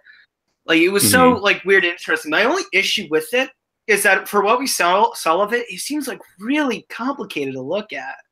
It does have like a silhouette, you can look at it, but it's just like, it looks like a Mechagodzilla. I'm fine with that. It's just there's like too many bits and pieces to it. When they showed like the Mechagodzilla from different angles, didn't he look like he had like that what was it, horizontal T-Rex pose? Yeah. His arms look weird. Like in that poster you saw those like his arms lying there next to his body, and they look weird. I didn't notice those were supposed to be his hands. Yeah, and they look like little toy robot hands that you saw like in old 60s, 70s toys where they had like the little they had like the wrench looking hand that has a little space in between there. And to respond to Sam the Gigan fan's comment, he gives out two possible translations of the title. For me, because there is no official English title, I'm just like going with like a literal translation of all the kanji in that title, where it's like the first two are like final battle or decisive battle or ultimate battle, and then everything else is just like some random words. So it's like mobile, growth, city. It's like they make no sense. It probably makes a lot more sense in context to the movie itself, but And it's like when you try, it's really difficult to try to put that in English because people don't know. Is some people take that one kanji as like, is it growth? Is it mechanized? Is it breeding? Is it breeder? It's like in English, those combination of words can mean anything at this point. Oh man, I'll just wait for Netflix to give me the answers, man. Yeah, yeah. Well, Well, for the longest time, everybody's like calling like Godzilla Monster Planet, and then everybody now calls it Godzilla Planet of the Monsters. At least with that one, the kanjis made a lot more sense, where you had the kanji for monster and the kanji for planet. Monster, planet. Okay, the name makes sense in both languages. Actually, the title that they went with for the Netflix makes least sense than the one that like Monster Planet, because when it says Planet of the Monsters, you're like, yeah, but there's only like one Planet monster. of the yeah, it's like Planet of the Monster. Yeah, I know there's like two Godzillas and you have a bunch of Servum going around, but at the same time, like you don't see Biollante, Megalon, Hedorah roaming around, and Gyarados. No, it's just Godzilla and all his babies. Right. It's just kind of like it's the title. It's Monster Planet makes more sense because you can say, oh, in a way, the planet is the monster, given how drastic everything has changed. Yeah, like Godzilla's name is Godzilla Earth, like the big boy in the movie. Like it makes sense for Monster Planet. Yeah, okay, that makes sense as well. Although, where did those names actually come from? Like, those names that people have given to the Godzillas? I think it was probably from some official media. I don't know. I do know that the 6-inch Godzilla figure coming out, and also the big one. For the big Godzilla in the movie, both figures are called Godzilla Earth, but I don't know where Godzilla Filius came from. I don't know where that one came from, but I knew it was from some official media that existed. And okay. I will say it is a bit creative, Filius. I don't even know what Filius actually means. Yeah, it's Latin for sun. Oh, so it's a son of Godzilla. Oh, that's sun. Okay, I thought it was like sun and earth. No, okay. All right, then that makes sense, I guess. So basically, the film was centered around humans beating the shit out of Minya.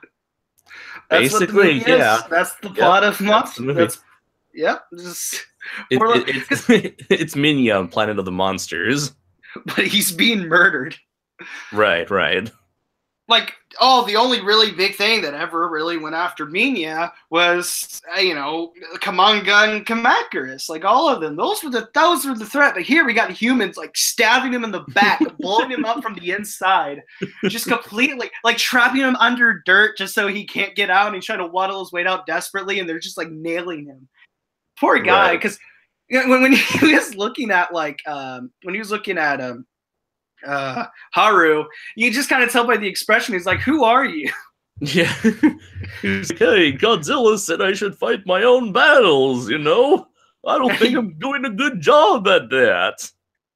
Oh God, poor baby dude. The thing is, it's in the beginning, it's debatable if he was actually trying to come after them. Because did he destroy that landing craft, or did it just blow up after Haru left it? That was always something I was weird about. Let's see. It just kind of just exploded. Did Godzilla step on it, or? I think he attacked. He shot. He shot a nuclear breath at one of the airplane crafts, which caused an explosion, which would then destroy a large part of the landing strip, including his Haruo's parents. Yeah. Well, no. I'm talking about that scene where they're on Earth and. It's Godzilla Filius, not Godzilla Earth. He's just kind of walking to them. Right. Yeah, he doesn't really do anything. It's the humans go out of their way to provoke him. Yeah, he's just kind of. It seems more like he's curious. What's this? And yeah, hey man, what's this over here? I'm just gonna slowly walk over here, and oh my God, Godzilla! Hey, that's not nice. I just feel so bad. The part that made me feel so bad for him is that when he's he's being attacked, so he's trying to defend himself. Next thing you know, he just falls into the rubble. No, he doesn't fall. He falls into that giant gap, so he can't escape. So he's just standing there not knowing what to do. Poor guy. Poor little guy. This is the worst day ever. I'm telling my dad on you guys. He couldn't do that though because no witnesses. They gotta kill him. Let's see. Godzilla 154 says Godzilla Filius is on the SHMA box. Okay. Yeah, and glad he's also glad we solved that mystery.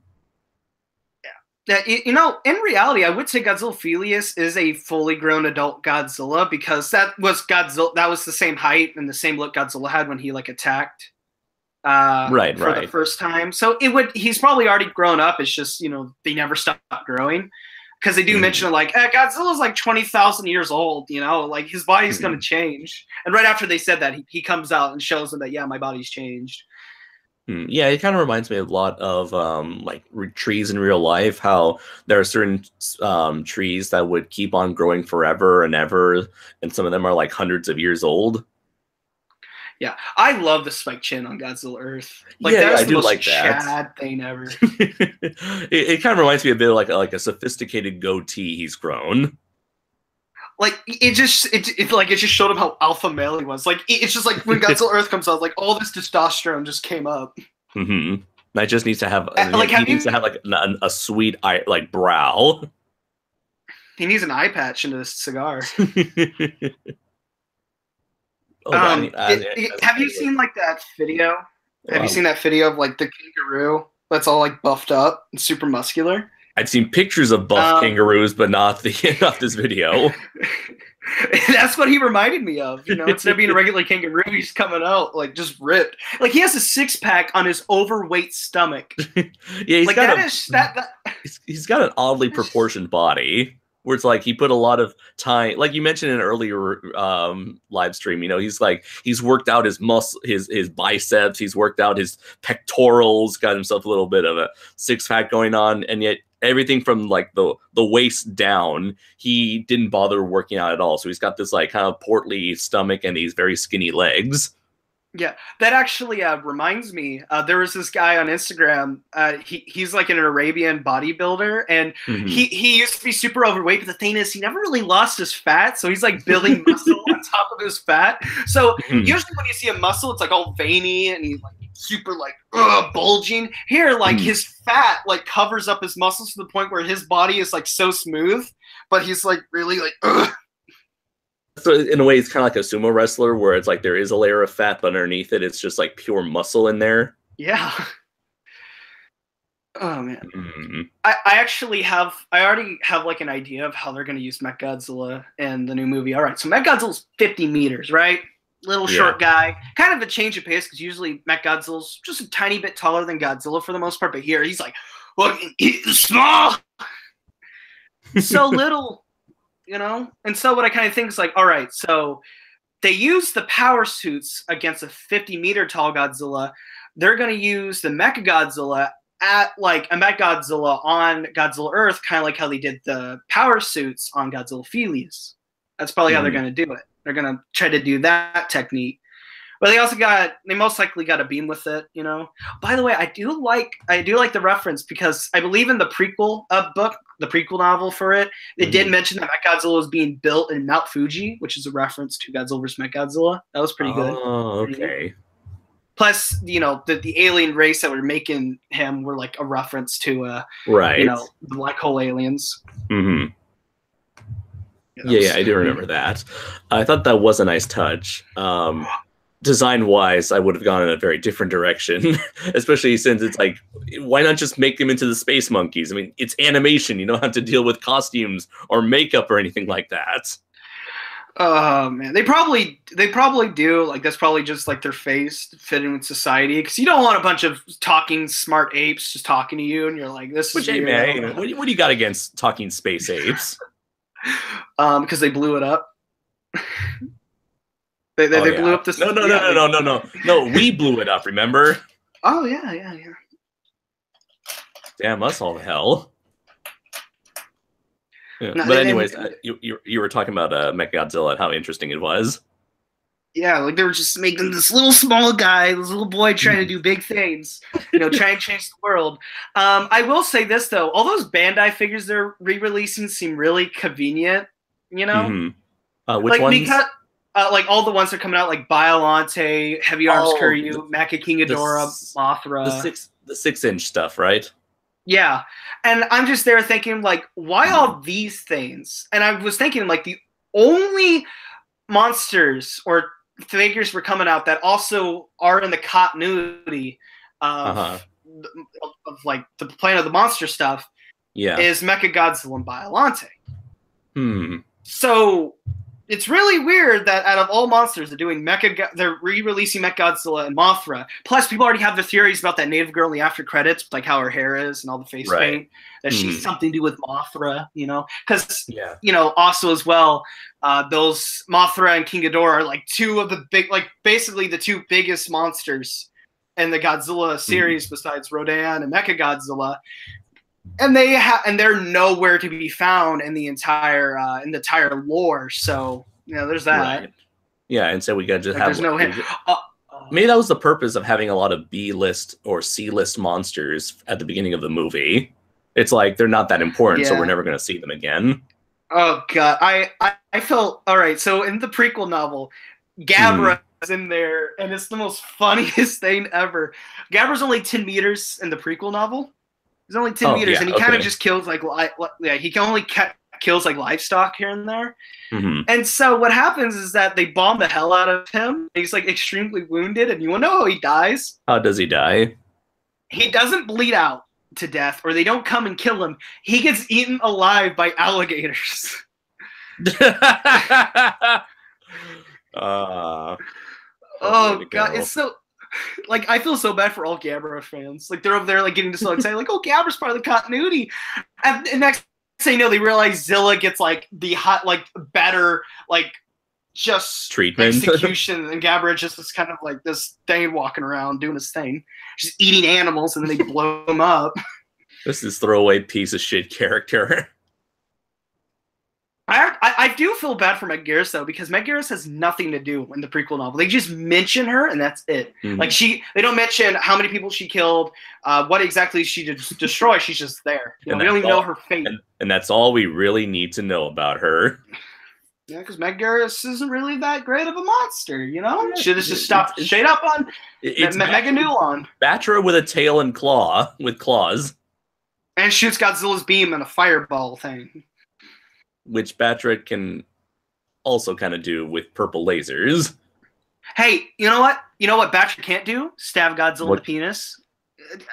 Well, Batra's got pincers on at the end of his or her tail. Yeah, but Batra never. So if they want, Batra could do it, but he or she could. It's not canon. It's not canon. It never happened. It's not canon. Yeah, but it's there for a reason. But Mega Garris, one of the most iconic scenes is just her repeatedly just stabbing Godzilla in his pelvic region. You got me there, man. I will concede.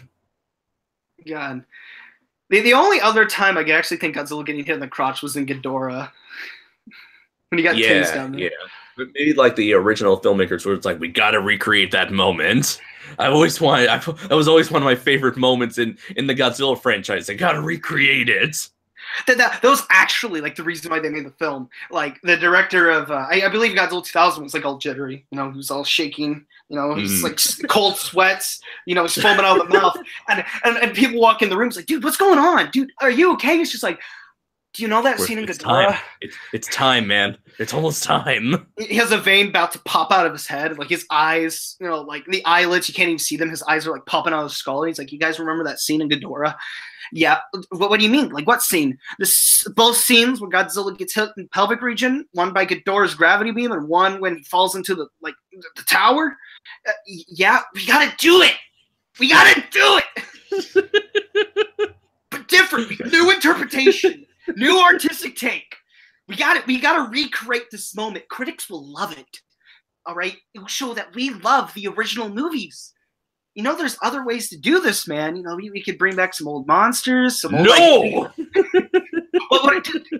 This has to be the way. We can't. I was like, dude, how about we use some old, you know, musical scores from the old Godzilla movies? We'll use one! Just one! Everything's new! This is my Godzilla, my vision. This is the reason why the Millennium series work is because I had full creative control. Okay. So what are the humans gonna do in the movie, right? Or are they gonna? It's gonna be like a suspense Fuck thriller. No, I don't give a shit what they gotta do. The they little kid, we're not gonna use them anymore. They make black holes. They make black holes. What is black holes? Black holes isn't anything to do with the show era. Remember Space Godzilla? Remember Space Godzilla? That's a Showa, Mr. Director, sir. Yeah, but the movie was the most Showa out of the Heisei era. I'm not talking about that Space Godzilla. I'm talking about a Space Godzilla.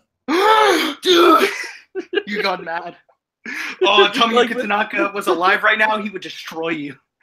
But dude, that movie was never made until now. It turns out it's like has really nothing to do with the final product. Has nothing to do with Space Godzilla. He just wanted to say something shocking for the sake of getting a reaction out of people.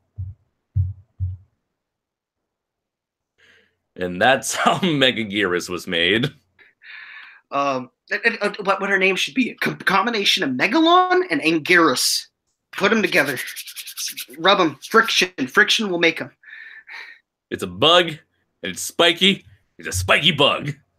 All right. How does Megaguirus get how she is? You know, is Megaguirus a reference to show it? Yes, Meganulon.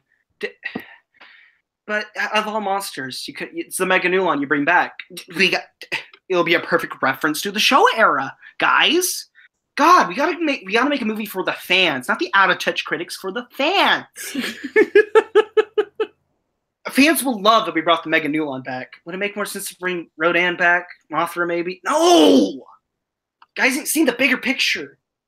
Meganulon is the best, all right? Right up there with Gazora, all right? Okay, so sir, how do we make them fight? How do we make? You can't take this little bug that got eaten by Rodan in the original stuff. You know, how is Godzilla going to fight these? He's just going to stomp on them through the movie? We're going to make a big one. You make a big boy. All right. It's going to be a queen? Yes. All right. Okay, that makes sense. But how is it going to fight Godzilla? By taking Godzilla's DNA and fighting him. So what's its powers? Godzilla's attack. That's its powers. It shoots Godzilla's beam. Wait a minute, are we going to fan fiction territory now? He's able to use a nuclear breath and is able to shoot it back 10 times more powerful. It's my original character. It works. Original character, do not steal. Sir, you're making me sweaty. I'm nervous. Is Toho going to accept this? I'm scared. I got 911 ready to call on my phone here. On my 2000 era phone. Will Toho accept this, sir? I don't think they can. You're going to need a lot of lawyers to do this. No, they let 1998 happen. All right, I can do whatever I want. He's all jittery, like he's flipping tables, throwing his broken computers to the side. And he's screaming off his head. There's blood coming from this ridiculous story that we're crafting here is a lot more entertaining than the actual movie itself. Yeah, the best parts of the movie is when the frame rate gets really bad and Godzilla turns around at the camera. Best moments. Yeah, that was weird. Now in Godzilla movies, when they make Godzilla come out of the water for the Mifune's here. What? Huh? Who? Where? Mifune, he's here. He's in the chat. Oh my god. Oh boy. Hello Big boy Mifune's here. Oh, there he is. Hey. Oh man. Me and Mifune have one thing in common. We both hate Destroya. How dare you? No, I'm just kidding. Worst movie in existence. Nah, I wouldn't go that far. There are things I like about it. You know, I like the soundtrack. I think the Godzilla suit's nice. I like Godzilla Jr. I do. I like when it was over. The worst thing definitely a thing that happened.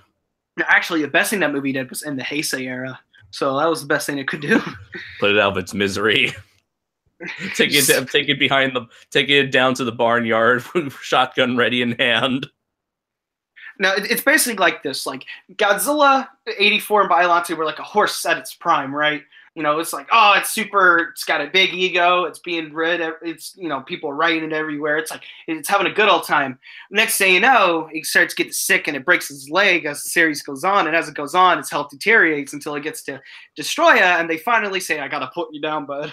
And they shoot it in his head. Wait, I can go on for another couple movies. Just give me another chance. It's a perfect analogy, because like 84 and 89 have amazing special effects, right, compared to all the others, and they look the most cinematic. But as time went on, the movies, like the set design was going down. Movies started looking like TV shows more than actual movies. Allegedly, and the monster fights. Akita apparently battled with alcoholism, perhaps. I think that's what I heard. Oh. Hmm. And also as well, like the fights were getting lamer and they were just beam wars. That's why the Beam trilogy, that you messed up when people call 3 films, like the last 3 films in the Heisei era, Beam Wars. All right, what made the show era great was the monsters punched and they shot beams, and it was equal. Like they saved the beams from the right moments. Whoa. Punching? That's a ridiculous concept I've never heard of. Like, I think one of the moments where they didn't know how to do physical combat is when Godzilla and Destroyer were fighting, and it just kept showing close-ups of their faces kind of, like, running into each other. Yeah. And then it just shows Destroyer falling over. I could definitely tell that they were really trying to find a way to execute close-quarters combat while dealing with those, like, immobile suits. Yeah. I think what also helped was that I was watching this interview with J.D. Lees. He was the G-Fan guy. He wrote the magazine. Yeah. He basically talked about how he has this laser disc of Biollante and how they were talking about the making of it and everything. And apparently, according to him, they made it like they weren't going to make any more movies. Like that was like they were probably going to end it right here, or they might not make any more. They probably put like a lot of their time and effort into it. Also, which explains that ending where Biollante like takes Godzilla into the sky. Huh. And that's like the thing is, like, you look at Biollante is the equivalent of Showa King Ghidorah and the original Ghidorah 3 Monster, because King Ghidorah was like this super complicated thing and puppeteers everywhere. It was like a special effect brought to life, and nothing could really compete to that quality of puppeteering and anything besides other movies Ghidorah was in. And then you see Biollante, and Biolante's the same equivalent. It's like this suit, there's all these like wires and like these tendrils everywhere, and it just looks phenomenal. Mwah! Art, it's everywhere. And then the series goes on, and everything just kind of gets clunky. Like, you messed up when Mecha King Ghidorah doesn't have a suit actor in it. It's just a suit standing there with like wires holding it up. Mm-hmm. Yeah, if you look at the behind the scenes of Biollante, there's like a bunch of piano-looking wires above the set that's just all Biollante's tendrils. Yeah, did it have like 25, 30 like people behind the street, like the wires and everything? Maybe not that much, but it was definitely a crazy amount of puppeteers for the Biollante quote-unquote suit. Oh god, that movie is the pinnacle of special effects in Godzilla movies, in my opinion. Every time I watch it, it's just Oh, damn it. If you like Biollante, you're not going to be a fan of whatever happened to the suit after the movie. Apparently, they just let it rot, and they found a family of kittens inside it. I did remember seeing this picture years ago. I think I was in high school, and maybe it was on Facebook or maybe Toho Kingdom, where there was this, like, Toho's backlot, and it was just, like, this graveyard of all these deteriorated suits from, like, the 60s, 70s, and I don't recall seeing any 80s suits, but I do remember just seeing like this rotting Gorosaurus and Gigan suit in the background. It was like an ASPCA ad. Mecha Godzilla survived that hell. The next thing you know is like you got to have like a Photoshop in the picture of like that Native American from that one commercial with like the one sexy tear. Like, and they're all crying for it. Like, people walk in and walk into that back lot, and they're like telling them to like, please put me on you. I want to feel alive again. I can still do it. I got one more movie in me. Matt Godzilla's over here with this big ego, like, I survived. Look at me. I'm on display, guys. I think they refurbished that suit. Like, that's the reason why it was so in good condition, because they refurbished it and they put it on display. I don't know if the 74 suit is still around. Yeah, but I actually saw like an image of it was an image on like a bootleg DVD of Godzilla vs. Mechagodzilla I have. They have like this little slideshow of all the old props that were used in the movies. And a guy actually put on the 75 suit, mainly the legs and down. It was like really cool. Because I know the 75 one is on display at some Japanese thing, but I can't find 74 anywhere. Yeah. Man. I know the Heisei suits are still in pretty good condition. When I went to the Nagoya Museum and checked out their Godzilla exhibition, they had the suits for Mogira. I believe they had, I'm not sure if it was a suit or if it was just like a display statue of Heisei Godzilla. They definitely had the suit for, what was it, the Kiryu Saga. I think it was probably specifically like 2002 Godzilla. They did have several of the Millennium stuff. They had a GMK Ghidorah, GMK Godzilla. It was funny. It was like, oh, and they had like a Final Wars Godzilla and Final Wars Gigan. Surprisingly enough, the Final War suits were really small, very short. It's like, I'm pretty sure. I think what that was. Oh, go ahead. Sorry. I feel like I could stand like maybe head to face with like the Godzilla and Gigan suits. Ghidorah was also pretty small, but GMK Godzilla, that suit was huge. I think it's like the biggest suit they've ever made. Right. I think they made that because they wanted to portray Godzilla as being this like giant threat that can literally tower and easily overpower any single one of those monsters, including Ghidorah. And I guess, like, you know, for better or worse, you know, depending on how much of a Ghidorah fan you are, they really nerfed Ghidorah for that movie for the sake of making Godzilla out to be the more imposing villain. Which I think works. I mean, obviously, I would have preferred them to like use the original concept because I'm always for like letting the director, you know, do his own vision. But I think for the sake of the movie, at least it worked. I think plot wise. Right, yeah. And as you were saying about the Final War suits, I was gonna say that what they did was when they were making that movie, they made them small so that they would weigh less, so they could basically put them through more strenuous physical activity, kind of like the 70s suits did. Obviously, not as big as those, but they just wanted to have them do a lot more like jumping around and moving around that they couldn't do in other suits. Yeah, because if you notice those suits, like those, like out of all those designs, like the designs of the monsters are even kind of a bit humanoid. Like when you look at Rodan, he has like these human-like arms on his wings. Anguirus is like a bit more stockier, but he's also got like slimmer limbs and everything. Godzilla is a perfect example. So is Gigan, which and is King Caesar. Yeah, but it's so weird that like they do all this for these monsters, but Kaiser Ghidorah is like this stiff monster with banana necks, not doing it. Yeah, that is weird. Like we need a Ghidorah in here. Let's Death Ghidorah. Let's still give him a humanoid appearance. Yeah, Death Ghidorah is god tier when it comes to four-legged Ghidorahs, which there's only two, so there's not a whole lot of competition. But the one from Rebirth of Mothra 1. Personally, I feel like the Death Ghidorah suit was better in my opinion. I mostly like the fact that it didn't have like forward bending knees, or like the suit actor tried to. I think like the horsing, for me personally, this is just my opinion, but Kaiser Ghidorah always looked like a 2-man horse suit, whereas with Death Ghidorah, that was still a 1-man suit with extensions for his arms. And I feel like that's the case.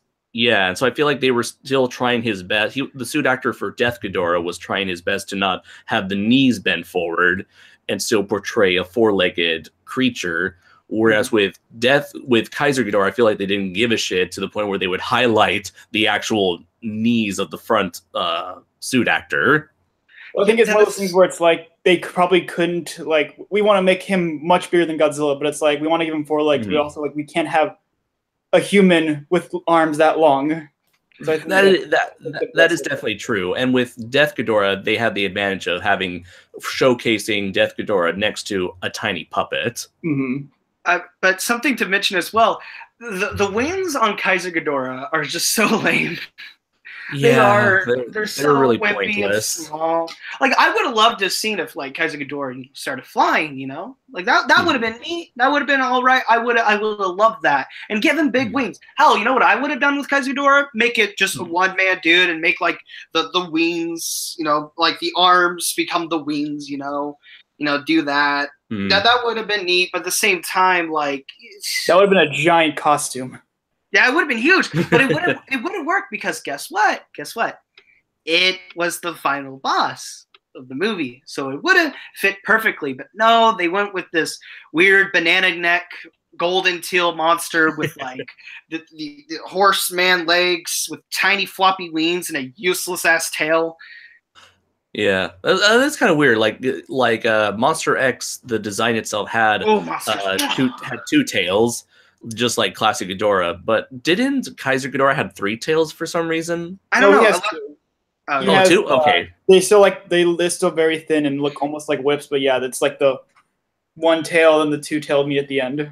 Yeah, Okay. did you guys Thank you. did you also notice that the middle head for this Ghidorah, like this is the only Ghidorah that has his middle head actually in front of the 2 heads behind it? Yeah. That's one thing I do like about the suit. I really like the design of like the heads, how they're structured, and I even like how each head has a different design. Yeah, that's all that stuff's popping. It looks great, but everything under the neck is just They should have got like someone like Dolph Lundgren to play the last Ghidorah. Get that Chinese guy who's like 7 feet tall or 10. But the thing is, Kaiser Ghidorah, there's nothing like that. Everything with it is forgiven compared to what they did to Hedorah. Poor guy. His suit was. I wonder how much that suit cost. Bad. It only was like 5 seconds. Yeah, like the suit, it was pretty good. It was short for Hedorah, but it was good. It was fine. Thing is, the guy was barely in the movie. Mm-hmm.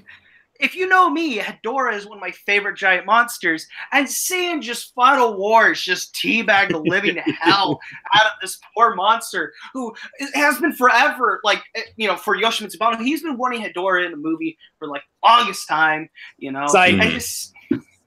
just seeing this poor monster just gets punched in get blown up with, it was so sad for me to see, like, Ebra pierce Hedorah's eye by accident. Not on purpose, by accident. That, as a fanboy, made me so upset. I straight up watched that entire scene with a frown on my face and my arms crossed like a little child not getting his toy because Toho disrespected my favorite smog monster. The moment when I'm okay with it because King Caesar and Gigan were the ones I was looking forward to most.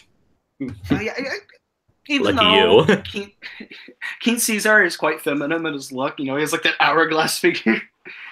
The bikini furry thing, whatever he has going on there. Yeah, that was weird. Pretty flexible. I would say this with King Caesar. I wasn't a big fan of like the pupils and irises in the eyes, and I didn't like the thumbs to it. But other than that, like everything else with the design, I liked. I dug. If they gave him like the red ones, the red eyes, he might have been better because Godzilla Unleashed actually has basically the Final Wars version with the red jewel eyes. Yeah, that's very true. Yeah, I remember a lot of fans were excited about that. You know what I would have liked? And then they played the game. Oh. I mean, I enjoy the game, but I'll admit it's pretty broken as hell.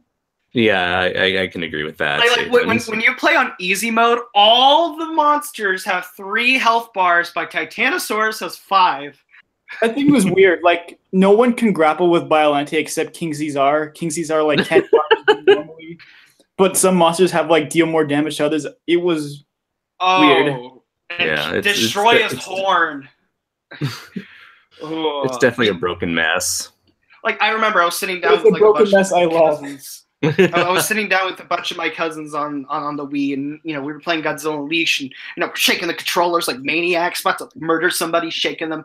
And I just remember the entire time I'm just there shaking the remote with Destroya and just like stabbing everybody to the point we had to put a new rule not to use Destroya because he's just he is like the most powerful character in that game with that horn. Like you could beat the entire campaign in like 30 minutes just using his horn. And he is that godlike, and it just sucks so bad that they had to give that to a monster that I hate. I'm not sure if any of you ever noticed this, but when it came to Godzilla Unleashed, did you ever try to take like a bad monster and try to have him go through the good route, or a good monster go through the bad route? Because anytime I experimented with that, I found that it's impossible to get the good ending with a mutant or alien, even though the game advertises that you can do anything you want with any character. You can do anything you want as long as it's Nerf Defender. Yeah, that was bullshit. I think it's like the game I saw, like I was trying to get points for like helping out the good guys. But then I noticed the system was cheating because I would like lightly tap a building. It's like, oh, you destroyed the building, you get like 50 extra bad guy points. And then they make Titanosaurus one of the bad mutants. Oh no! They make Titanosaurus. They make Titanosaurus a mutant to begin with. That's already a no-no. Titanosaurus. It's explained in the films that he has nothing to do with nuclear stuff, right? They say he's a gentle dinosaur. They actually explicitly say he's a gentle dinosaur. But then again, this is Simon. This is Simon Strange we're talking about. This is a guy who's like, it's my way or the highway. I think he's not going to let like Kaiju Combat die. He's not going to let that game die. It's still happening, guys. It's still happening. The game's in its coma. The game is in its coma. Like we're still going to get. We're still. Is that video still up? What video? The Kaiju Combat. I remember that was like 2014, 2013. When he's like, "Hey guys, we're going to do this thing. It's going to be cool." Oh, yeah, but I think he's still. If you're talking about like the original video that he made on YouTube specifically for the Kickstarter pitch, I believe it's still there. I'm going to look for it right now because it's so hilarious looking at that Kickstarter pitch compared 2012. Oh god. Yeah, 2012. So this was like the early days of Kickstarter where not a lot of people, Kickstarter was still a new thing. Crowdfunding was still, and for video games was still pretty new. We didn't even have like Mighty Number 9 until like a year afterwards from that point on. So a lot of people still put like a lot of blind faith in Kickstarter thinking that, oh, if I give money to this guy because he claims he can do it, then, we can get the job done. I mean, if the guy making a potato salad can get like $30,000, why can't this game? Right. So the funny thing is with this one is that nowadays gamers have gotten a bit smarter when it comes to crowdfunding on Kickstarter, where nowadays people expect you to have like a finished prototype of the thing you're crowdfunding and like actually show off all the assets that you have and actually have like give away the names of the team involved in this game. But if you look at the Kickstarter for Kaiju Combat, there is no game developer outside of Simon himself. He's just advertising more of the artists than the actual team, which there is none in my theory. And in terms of like gameplay or any game assets, it's just one 3D character art, one 3D character model of Macrosaurus just doing like a roaring animation, no gameplay whatsoever. So like if this like is a complete joke in nowadays compared to modern Kickstarter campaigns. It turns out it's just a money laundering thing for the mafia. The Colossal Kaiju Combat game is like it's basically Beatrix from Kill Bill when she's like in her coma. She's like on life support. She's there, just lying there. You put Colossal in front of it, so that makes it better. Yeah, that was the thing. It's like people take turns of it, like in Kill Bill, where people like come up and like have sex with their coma body, and that's just basically how it is.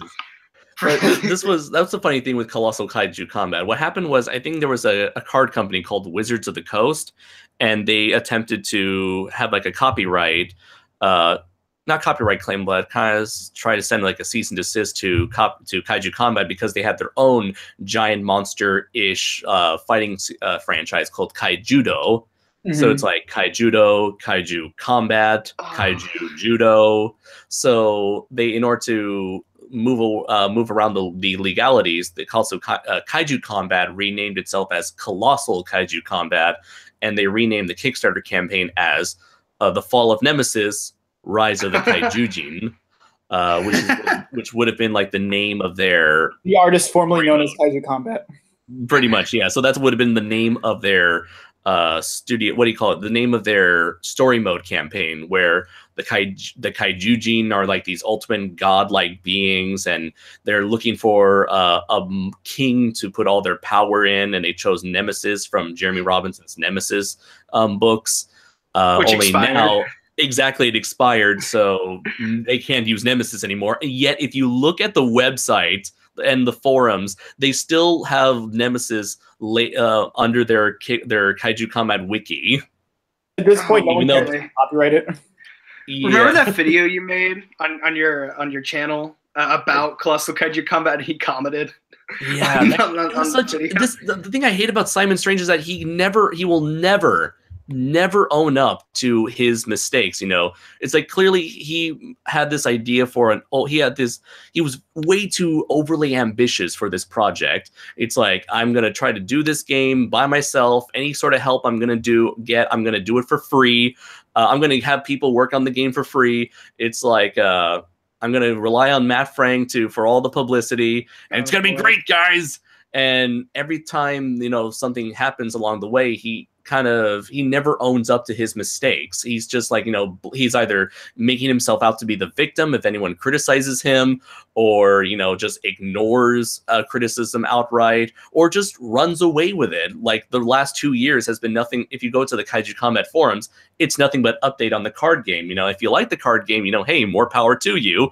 But that's not what a lot of us promise. It's like, no, it's on hiatus. We're still waiting to get a new 3D. 3D, what do you call it? Environmental artist, where that's what we're trying to do. We're waiting for a 3D environment artist. It's like, at this point, I doubt that individual who unfortunately passed away, I have no proof about this, but I have a theory that maybe that person who passed away, who is supposedly the reason why this game went into hiatus, probably never worked on the game to begin with, and that Simon was probably just taking advantage of that person's unfortunate passing. That's a pretty strong claim, you know. I know it is, but the thing is, at no point was this person ever announced to have been working on the game. Because again, Simon never told us who was working on the game, making me believe that this was all him. You know, this was always him from the beginning, or he, like, you know, maybe he wanted to have this. He wanted to get all the fame, all the glory. It's like, I can do all of this, guys. Believe me. Glory. So I'm thinking. He spent so much time thinking whether or not he should. He didn't stop to think if he could. Exactly. Yes. Thank you for paraphrasing one of my favorite movies. But yeah, it's like he never divulged, you know, who was working on the game, which makes me, I kind of feel justified in being suspicious as to whether or not Ron Claiborne actually worked on the game. Because again, he never told us that he did work on the game. The only time his name was ever mentioned in the forums was to say, oh, this was a guy I worked with back when I worked at Pipeworks. He passed away. Send your thoughts and prayers to him and to his family. That's generally like the gist of why the only time he was ever mentioned before saying, oh, this, you know, he passed away. So that put the production, that delayed the production of this game. So that's why we're going on. That's why we're going on hiatus. But, here's the thing. Oh, sorry. With Ron Claiborne's death, thank you. With Ron Claiborne's death, I believe he was, what was it?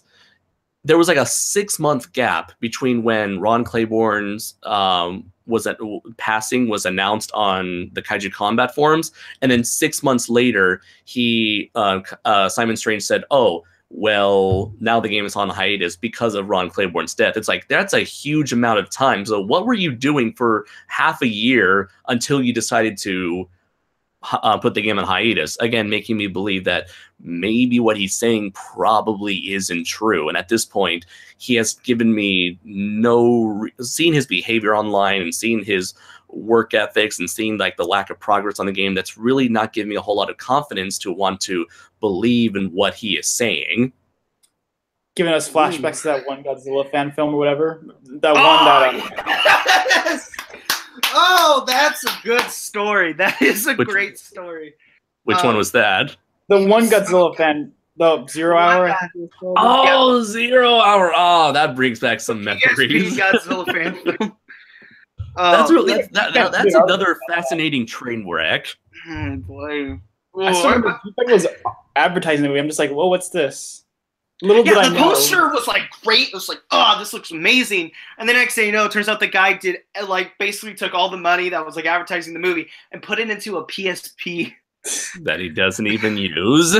At least at that point. What's really funny is like this whole saga, like Godzilla 0 Hour saga, happened before any of us ever really had a presence on the internet. So this is kind of like the late 2000s era of the Godzilla fandom on the internet. Basically, like, so it's like Deadzilla and all these other YouTubers were up top, and everybody was just kind of watching them, or like don't even know how to make a YouTube account yet. That's when it happened. Yeah, so it's like this is like an ancient. It's like we're uncovering an ancient tablet in internet years. This is an ancient story, and we're uncovering this ancient tablet and reading the ancient scrolls that is the old forums. What's so weird is that when I was younger, I still do. I subscribed to GFan magazine. They had this whole printout, 2 issues about the movie that was happening. It's like, oh, what's this? There's like something about Lake Michigan, Gamera, Godzilla, Gauss, Skygen, all in one movie. And then many years later, I hear your guys' little podcast thing about that. I'm just like, wow, I had no idea there was so much shit going on behind this. That reminds me of like that one story that I remember about Angry Video Game Nerd, but it was like you open up a Nintendo Power magazine and it's talking about the Mask 2. Oh,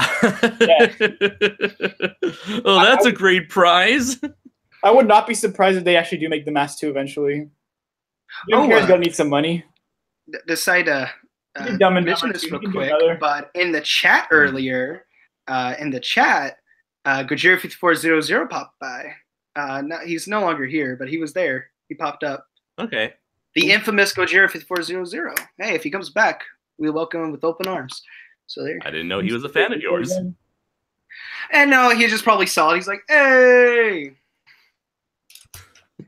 Let's see. We have one person said, Rob Tillian Horror said that Kaiju Combat game was complete and utter BS, but I feel like it was a scam. Let's see. I think I saw a little combat thing. Remember the beta that came out? It was like it barely functioned. No, it's not a beta, dude. It's an alpha. It's an alpha. Okay. They didn't even get to the beta stage. Right now, all we have to show for the $112,000 that we donated is a broken alpha on Steam that's getting a lot of negative reviews because everyone is like, "Hey, how come this thing hasn't been updated yet?" Remember when they thought they were going to get Toho Kaiju to be in the movie? That was like their ultimate pie in the sky dream. I mean, I see this artwork. I mean, it's cool artwork. I see like a Pulgasari clone in there, but I mean. Yeah. We have our artists work on this forever, and by the way, you guys can trust us. We made those 2.5 great Godzilla games. You know, we did amazing with them. No, we subtracted one. At least for DS was a thing. We subtracted one. Although here's the thing, at least like when it came to a game like Yooka-Laylee, that was being made by multiple people who worked on the Banjo-Kazooie games. With Kaiju Combat, it's always been Simon, even though Simon never really had that much of an impact until Save the Earth and especially with Unleash. And, hindsight has told us that, the more control Simon had over those games, the lower the quality went down, at least from my perspective. They cut out, like, I think a lot of the stuff that he wanted to do, they even just cut out of Save the Earth. There was like a whole story mode plan, and like, nope, they cut it out. Yeah, in fact, like, there was also that like multiplayer mode. There was that multiplayer mode that they had. According to what my friend Steve Tao has told me, you may know him as Winter Gaia on DeviantArt. Simon actually wanted to make Save the Earth into a 3D action adventure game, but it was so broken that at the last minute they shifted everything into the Destroy All Monsters Melee system, and that's why the game was kind of left with so many glitches and bugs. I mean, I'm not sure. A lot of people have not really talked about the glitches and bugs of that game. For me personally, I've always seen it as a very buggy game in comparison to Destroy All Monsters Melee. But for me, I can see why those bugs and glitches now existed in that game. You know what always bothered me about Godzilla games is like when Godzilla or a monster attacks a building, it jiggles like jello. It's so weird. Never got that. I'm assuming that has to do with the lack of resources, or it's like they want to portray the building being attacked, but they probably didn't have enough of a budget, or they didn't have the technology to really showcase that. I don't know if it's necessarily technology, because I remember like Godzilla Generations, they did the thing where it's like, oh, you walk into a building and it just falls over, or like it slowly cripples over.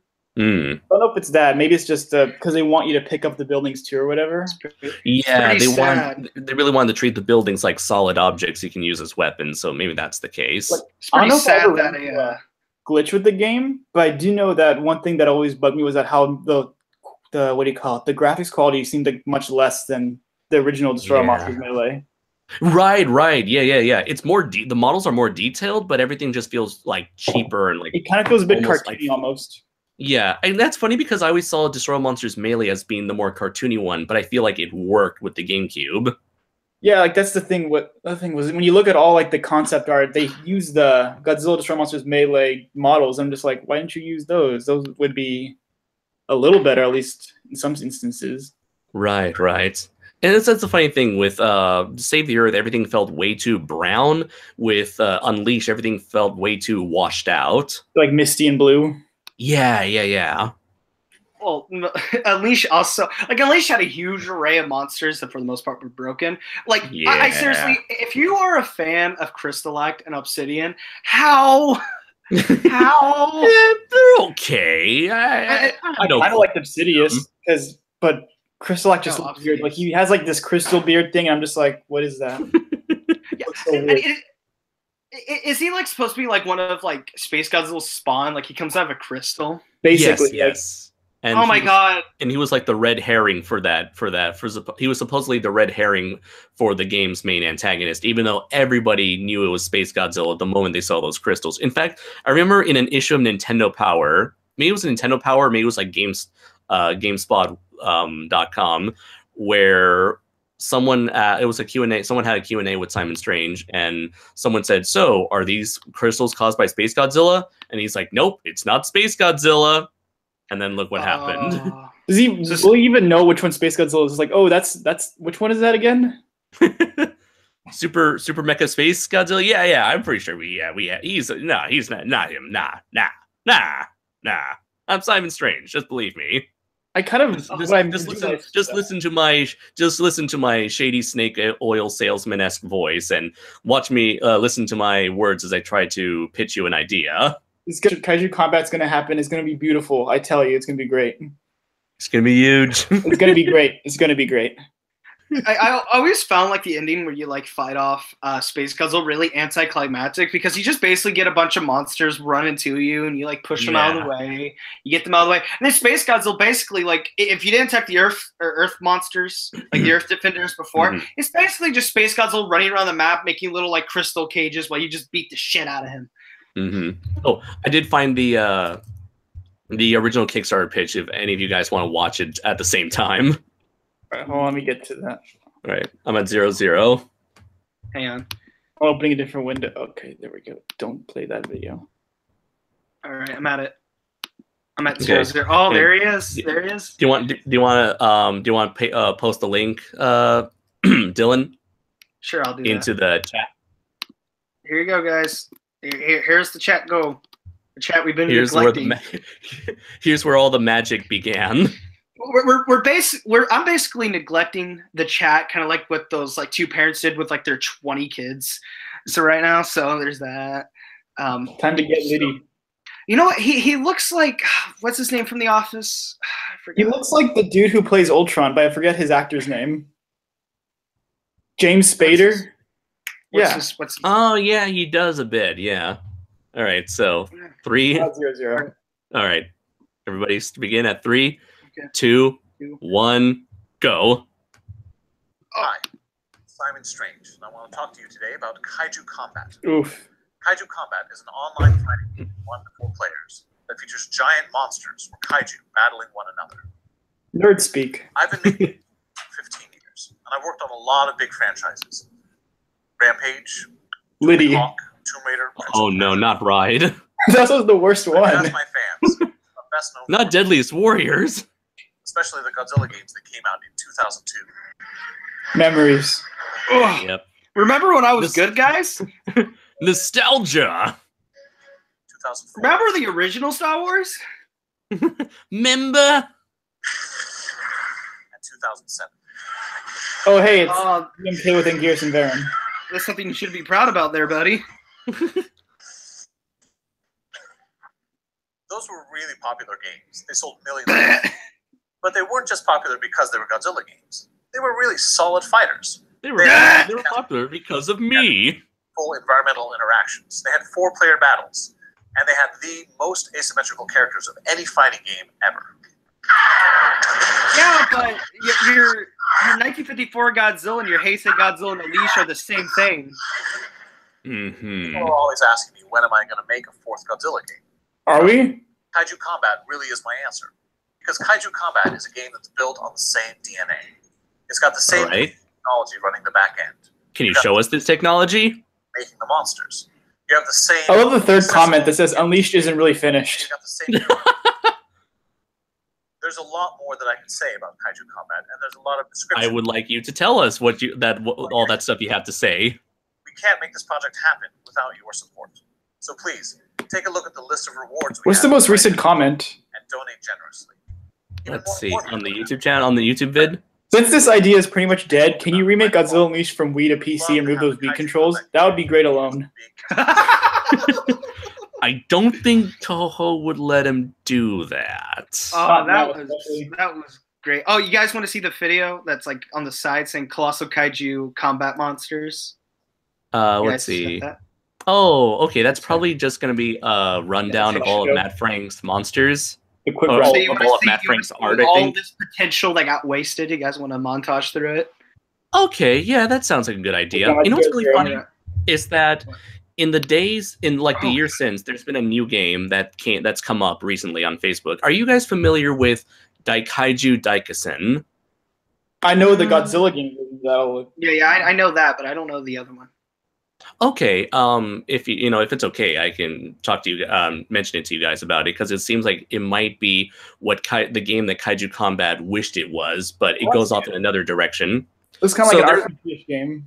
Yes, that's it. So there's this like artist from Thailand named Gorion, and he's kind of known for doing this comic book series called Nagorayar, which is kind of like his take on Godzilla, which is like this big red monster with a horn on his nose. Yeah, he looks cool. Oh yeah, definitely. So Gorion decided to. Is it the one with all like those fan creations, like those OC monsters? Yeah. Pretty much a lot of those. Okay, OC I know what it is. Okay, let me just find a link here. Because I remember seeing a monster made by a guy I know. This guy made like his own kind of like monster stories. They're nothing like amazing or special, but they're pretty good. He put a lot of effort and time into them. And I remember seeing like his own monster in there named Kilo and one in there, and I was like, oh, that's cool. So then Gorion decided to make an RPG game that's kind of like where you collect monsters and other robots and other characters, and eventually you add them to your RPG party, 4-man squad party, and go out fighting monsters in random encounters, kind of like like Final Fantasy or Pokemon meets Godzilla.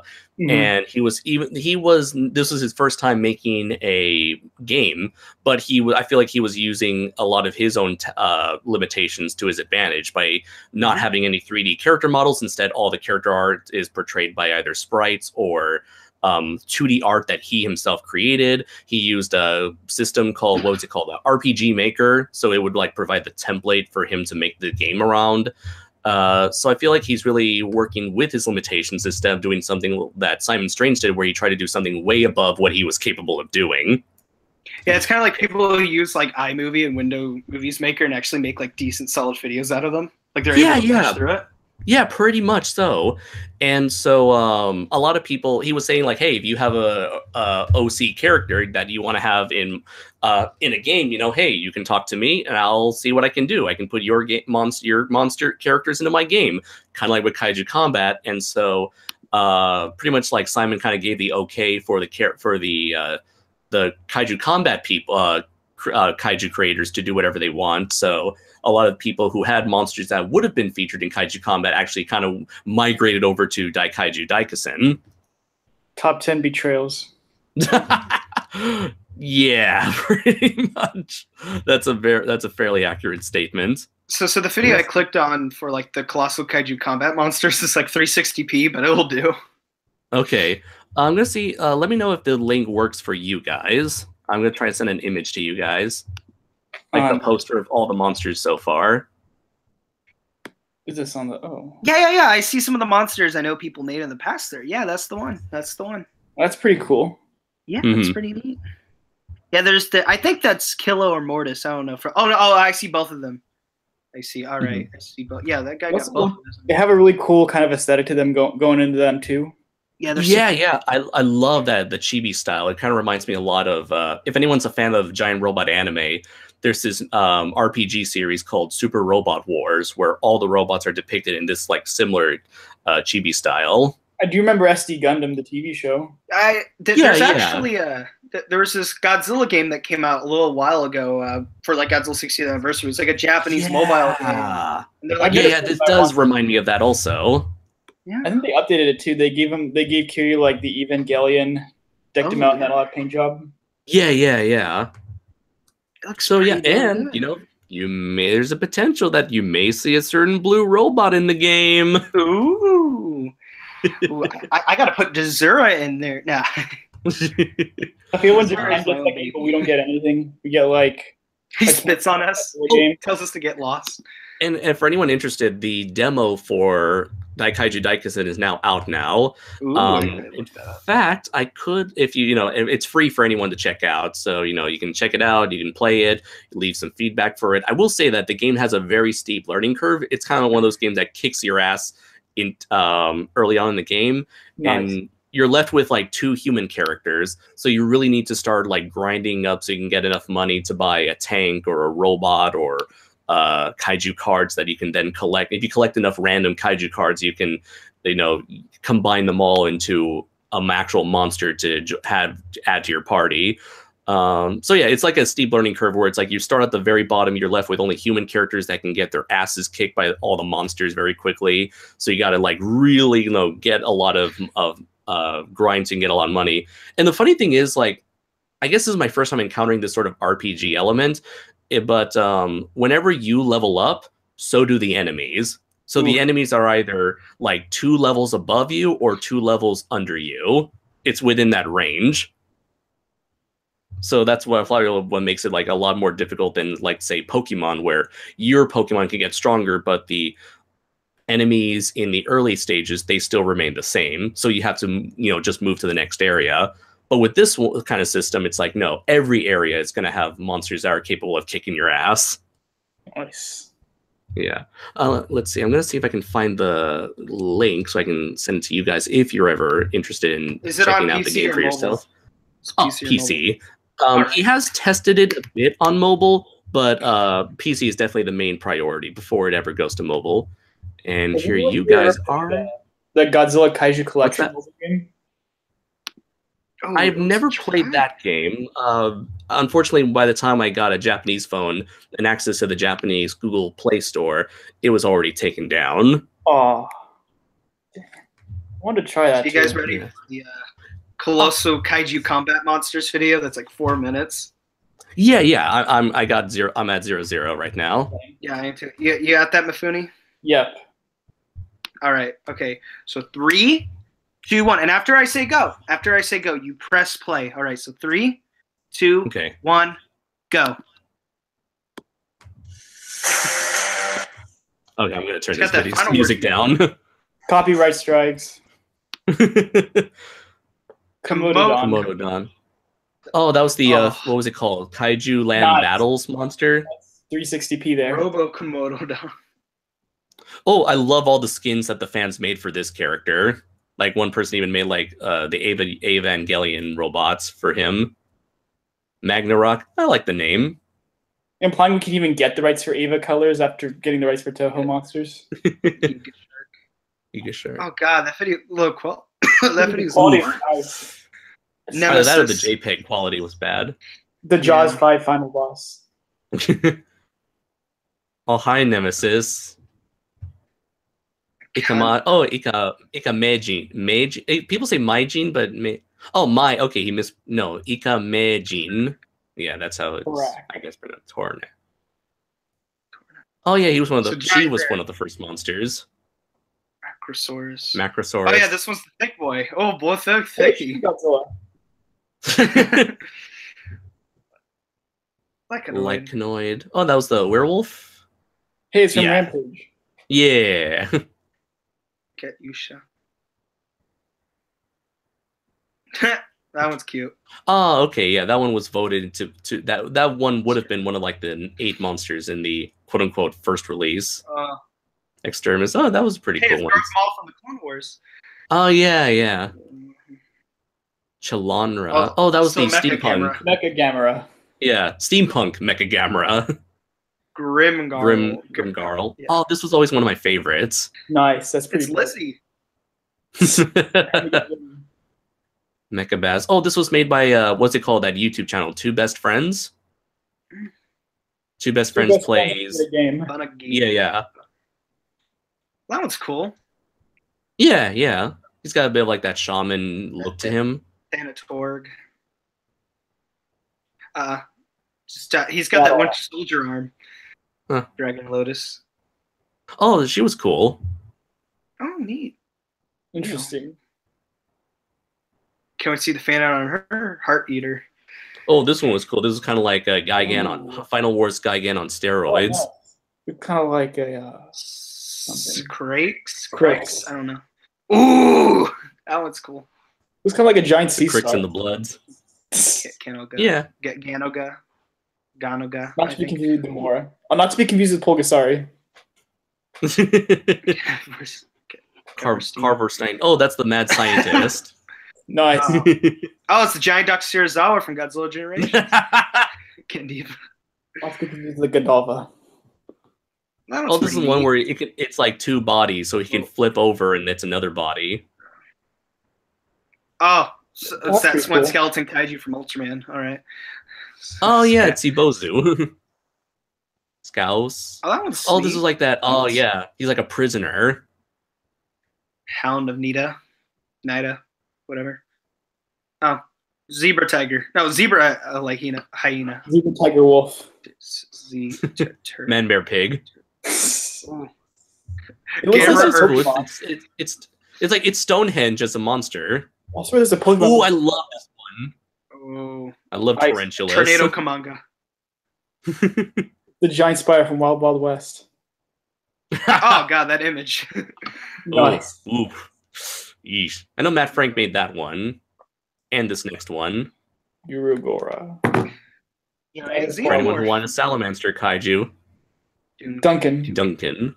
Oh, this is the other monster that was like a Fursona originally, like with Macrosaurus. It's Kangaroo Jack. Maladra. Hedora, how you doing? Solomon. Oh, still the Oh, best. there we go. Oh, Where did yeah, that yeah. joke- 1973. Where did that joke come from? Still the best? Like, was that? Oh, that came from the actual creepypasta itself, where Solomon, when he showed up, there would be a caption that said "Still the best, 1970 whatever." Gagool. Yeah, not Alright. bad. Next image. I meant next video. Colossal. That video. Oh, Oh no! Wait, that person made a video before. Oh god, we gotta watch more. Sure, why not? I love the in the past. How about we just watch the 80+ colossal kaiju combat monsters? We'll do that one. It will save us time. okay. Can you send me a link? Yeah, sure. I'll send you a link. Thank you. I still remember that copy pasta. It was so long. Yeah, I remember Goji73 doing like a thing for it. I remember watching him just Alright, like, sent it. this is getting weird. Alright, sent that in the chat. Make sure to check that out, you guys.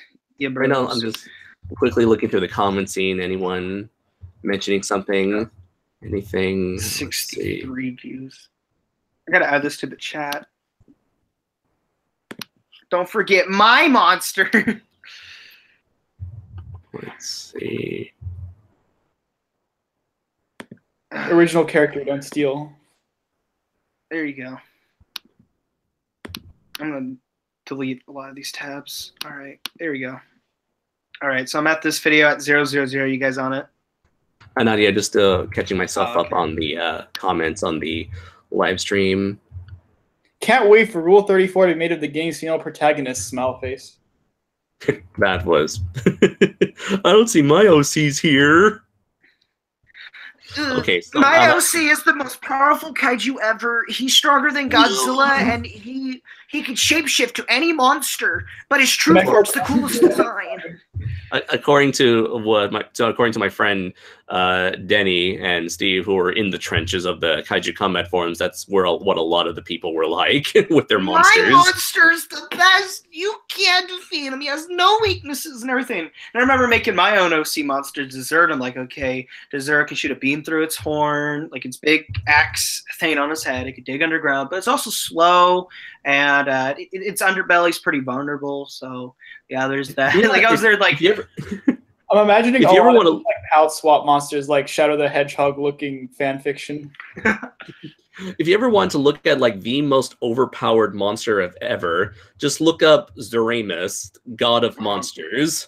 Oh god. Just like type in this name and just like Zordamus? feast your eyes. Zoradamus? No, I'll type his name in the Google Hangout chat. There he is. And I'll put the name in the live streams chat. I gotta discover this. Oh god, ultimate OC character. Do not steal. This is probably like Zoramus is probably like the most ultimate OMG OCP character I've ever come across. Cold Steel the Hedgehog. Nothing personal, kid. Alright. I clicked on him. Oh god. Exermus is a gondola of pure kaiju energy. He appears as a defined white lion being wrapped in luminescent energy spikes.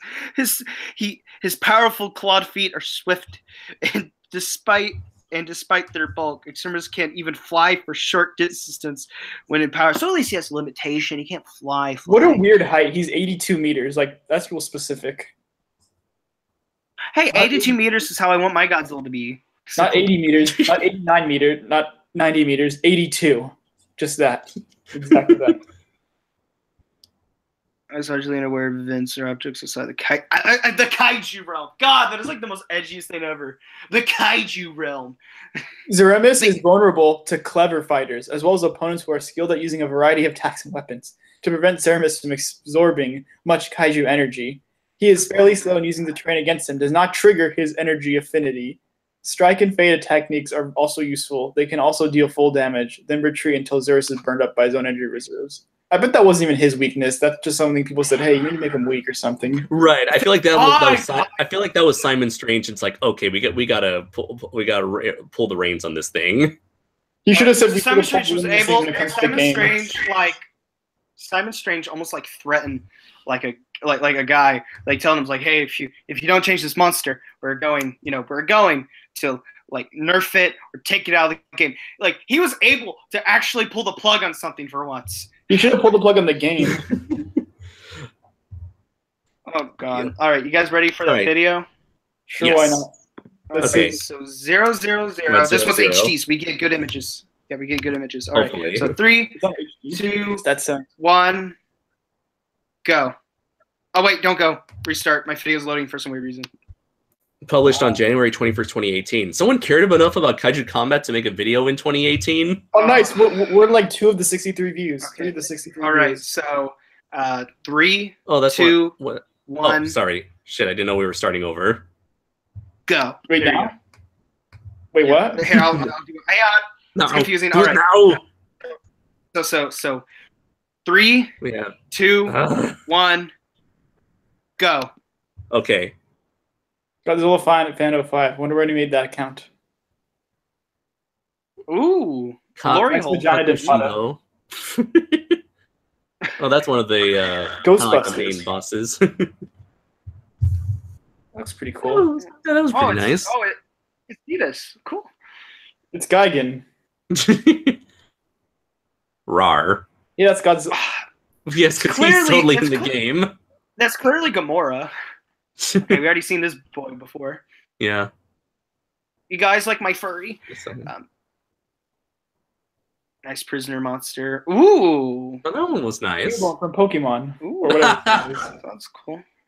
That's another one of the main villains. Lightning. Blue Eyes Dragon. White Lightning Attack. Ooh, that one's kind of freaky. That one's neat. Oh, this boy. Yeah. Saw him before. His second half of his body. Oh, It's a robot. It's, an angel. It's a girl. It's a Gundam. It's a Mecha Gundam. Chalanra. Steampunk Gamera. Lovecraftian. Imagine.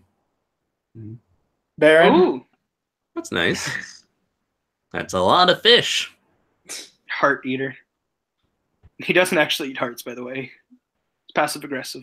Oh, that's a cool one. Oh, it's Iris. Rampage. We got I Ralph just here. realized he has like a bone knife. We have the brain. Oh, Manda. I always wonder how the hell was this going to work as a character. He just keeps moving around, and then he just keeps doing strikes.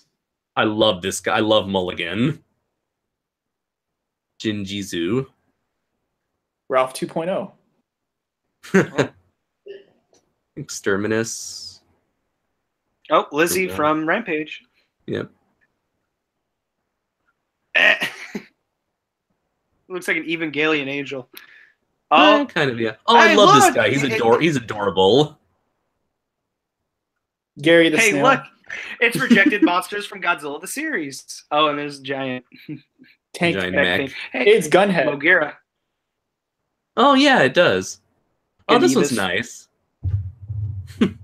Vagina Oh, it's a giant Potato. potato. Yeah, potato. Tyrantosaur. Anguirus. Kangaroo Foot Jack. fetish monster. The fuck? That looks familiar. I can't tell where. Shadow Heat. Kylo Ren! Heart. The Liddy monster. Ooh. Ooh, Tiki Head. It's Uka Uka from Crash Bandicoot. And Oh, Yoda. yeah.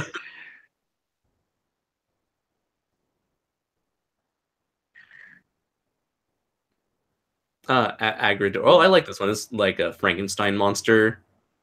Mecha Oh, Godzilla. Mecha Stego Maximo. That's obviously Hedorah. All right. Garden Gnome. A raptor with lasers. Pulgasari. Oh, Sabagan. Oh, Oh, I like this one a lot. Who's this Reminds me fella? of Tian Lung. Reminds me of a Titanosaurus. This guy's cool. Growl. He looks like a robot Duke Nukem. oh, this one's pretty awesome. Mortine. Yeah, he was one of the first ones shown off. Oh. Seismosaur. Oh, he was made by a particular Godzilla kaiju artist on DeviantArt. Monster X with wings. Space Hedorah. Mecha Hedorah Godzilla. was from Doom. Oh, this one's that like would a be him. Bandicoot monster. A Bandicoot robot. Oh, it's that one Cobra thing from Orochi Godzilla the Headed series. Monster. We got Dragon Lady. Rule 34 bait. And Like she's Slaver. slightly humanoid enough for it to work, boys. Snuffleupagus. Testosterone elephant. Stonehenge. Gamera Earth. Ice Spider. Hey, Kamunga, how you doing? Oh, that was neat. Ghost Godzilla, the rejected film. That would have made a so much better movie than Destroya. I'm sorry, I'm going to keep shitting on Destroya. How dare you? Hey, a rare Pepe. It's Venom. Hey. Oh, that's Baggin. Hey. That's No Baggin. character don't steal. Remember Baggin, guys? He's so epic. Even though he only appeared in one game, but he was still so epic. He's Multiple so mouth powerful. monster. Godzilla had become Super Godzilla. That's pretty interesting. Yeah. Ooh. Oh, Simon and Matt Warship designed this. Kamacuras. Simon Oh. and Matt designed that guy at G-Fest. There's Red. Yeah. Oh. It's Dr. Mark Mafudi. Twain. It was. It's Robo Pac-Man. That's a big Nemesis guy. Prime. That's Big not boy. Optimus. Ooh, that guy's like a That looks giant man familiar. for a body. Oh, Solomon. Still the best. Mm-hmm. Oh, Althane. Oh, it's the giant condor. Oh, thick thighs I McGee. could have showed over here. Nemesis Prime before Nemesis. The Atlantic Scourge. All right. Actually, Oh, super Monster cool. House.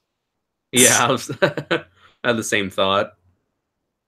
What was that? I do. I forgot what the name of that bear was. Orca. Cloverfield concept art. Mm-hmm. Thigh Master. Big, big boy. I wonder how this one would also work in the game. Oh, that's my friend's monster. That looks cool. Yeah. Oh, it's a pteropod. Nice. That thing. Okay, so like half. Oh, all right. That was the role. We're gonna stop discussing about all the monsters from that, but that gets the idea. So much potential. There was so much effort. Still happening, guys. Come on, guys. Yeah. Fans throwing their ideas at it. Thing is, it's like I think the biggest issue is that. Well, no, okay. That's not the biggest issue. But when it comes like the monster roster, Simon Strange never said stop. He never said, "Hey, how about we like not put that many monsters in the game?" You know. But then you have all these people like my monster, my monster, my monster, my monster, my monster. And Matt Frank's just there like pumping them out nonstop, and Simon Strange just like, ah! It's like it was a mistake. Oh yeah, definitely. I think one of the biggest things was it was Matt Frank's art that I feel like Matt Frank's art was the one major thing that kept the fans from coming back to the website because everyone wanted to see their monsters be portrayed through Matt's skills, and I feel like there was so much focus on the art that not a lot of people were focusing on the game or lack thereof. And Simon, another problem with that game was like Simon, he was just kind of relying on the fan base to help him make the game. It's like, I want you guys to give me feedback. It's like, no, you're the developer. You make the decisions. That's your job. But no, he was trying to rely. Yeah. Did you mention at G-Fest that every time you guys had to talk to Simon Strange, he was always like in a hurry? I just talked to him and he was in a hurry. That one time I met him in an elevator, and as I was talking to him, we were just walking towards the ballroom area while he was off going. He was probably going to the dealer's room because I remember that one year he was selling cards. What a surprise! In the dealer's room. It's gonna happen, guys. It's gonna be poker. Oh god. Let's see. Rob Tillian Horror says, I remember I sent in a monster on the forum and it sucked. I hope it remains lost to time. Lol. I did come up with an awesome monster I wrote for an anthology recently, though. Simon Strange specifically plucks that one out of all of them. He's like, that's the one I want. It's like the Megaguirus director. We gotta have a specific monster in the game. But going back to what I was originally saying, yeah, there was so much obsession over Matt Frank's art that I feel like everyone focusing on the art really kind of like detracted attention away from the game. Like everyone was so obsessed with the art, and Simon himself was using Matt Frank to like really draw in a crowd from the very get-go. It's called the smokescreen tactic, kids. Okay, yeah, that's a very apt word, because at the end of the day, it's like art. Like as amazing as all this art we just saw was, it really doesn't really matter in terms of the actual game itself. I mean, it serves the purpose of giving us an idea of how it's going to roughly look in the game, but in terms of its effect on the game development, it really does nothing. They should do the thing where it's like, hey, we're gonna have this game, and when you play it, all the artwork comes like, dude, this is gonna be awesome, and it ends up being like that one Godzilla game where like you have the giant fist as a mouth, and like you go through the puzzles. That's Kaiju comment, ladies and gentlemen. I mean, at least like looking at Gorion and how he handled Daikaiju Daikazen, at least those art assets are actually seen in the game to portray those characters. At least there is a game. Because the thing is, like, I remember when I was a kid, I'm like, wow, all this art for these monsters, they look phenomenal. They look amazing. And then you see in the game, they're like, how many polygons do these models have? Oh, only 5. Okay. It's like, it's going to take forever for them to model all of these characters. I mean, I feel like they should have, like, the smart thing to do was to have, like, the 8 characters that they chose, and then focus on those 8 characters. And then when the game is released, then they can, do another voting and see who can be the next monsters. But no, they still kept adding more and more monsters to get more and more hype. All the while, people. I feel like they should have just had a roster. I feel like they should have like a roster of like 10 to 15 monsters in the beginning, and have, like, sell the game. Have people buy it and everything. People love it, and then add free DLC. Have people love it, buy the game, and then release all the other monsters slowly, like every, like, I don't know, maybe 5 months, release like 5 to 10 monster. You know, like Overwatch, like of course, like Colossal Kaiju Combat. There's not as much big things, you know, like Overwatch. So it's a lot easier to put like probably new monsters in there. But like Overwatch, every now and then they introduce a new hero in it, and everybody gets excited and all of that. I'm like, you know, that could have worked for Colossal Kaiju Combat if they decide not to throw 500 monsters into a game. Like that video we just watched said 80 plus monsters for a game that is already underwhelming by presentation. It hurts so bad just seeing like this failure of just Matt Frank doing all his hard work, people commissioning their stuff over and over again, just on and on and on, and then just seeing like a gargle. We just make alpha games. Someone should ask Matt Frank about that game and say, "Hey, how's that thing coming along?" Ooh, that's the thing. This is just me going into another theory tangent here, because you know I hat on everything. that I've never spoken to Matt about this, you know, but if you've seen my podcast, you know that Denny has mentioned this as well, that going by the public information that we have here, if you look at Matt Frank's public profiles, he has since removed his title as art director for Kaiju Combat in any of his profiles. Yet, whenever However, whenever Simon is asked whether or not Simon had this like pathetic live stream where that was kind of like a response to my video where he wanted to I saw like partials of that. I'm just there like, I can't do it. I can't. I should watch it because it's just smoke and mirrors. You know, he's like, we're having this live stream so that we can come up with an idea of moving forward. And yet every single suggestion that's brought up to him in terms of like canceling the game or starting from scratch, or, you know, looking for a pitch it to a publisher to finish the game, he rejects every single suggestion, and the only suggestions he went with were his own in terms of, hey, let's rebrand the website to focus on the cards. It's like Dasher probably. This is no longer a game; it's a quest. And the project is to order and to find himself, not to find people to work on it. Oh, but anyways, the reason why I brought that up was because the question of, is Matt Frank still part of the game? He responded with yes. And since the live stream, Matt Frank has designed like 2 or 3 new monsters for the game. However, again, this is me going to theory mode because I have no evidence to back this up. I have a feeling that Matt Frank probably wants to distance himself from the game. And he's only probably doing this out of like obligation for his friend Simon. It's like Ben Affleck saying, "Yeah, there's gonna be another Batman movie. Don't worry, guys." Tom Hardy, yeah, dude, the Batman movie's gonna be great, guys. You're gonna love it. And the thing is, at the end of the day, I don't want to blame Matt for anything. He did his job. He did his part. He held up his end of the bargain.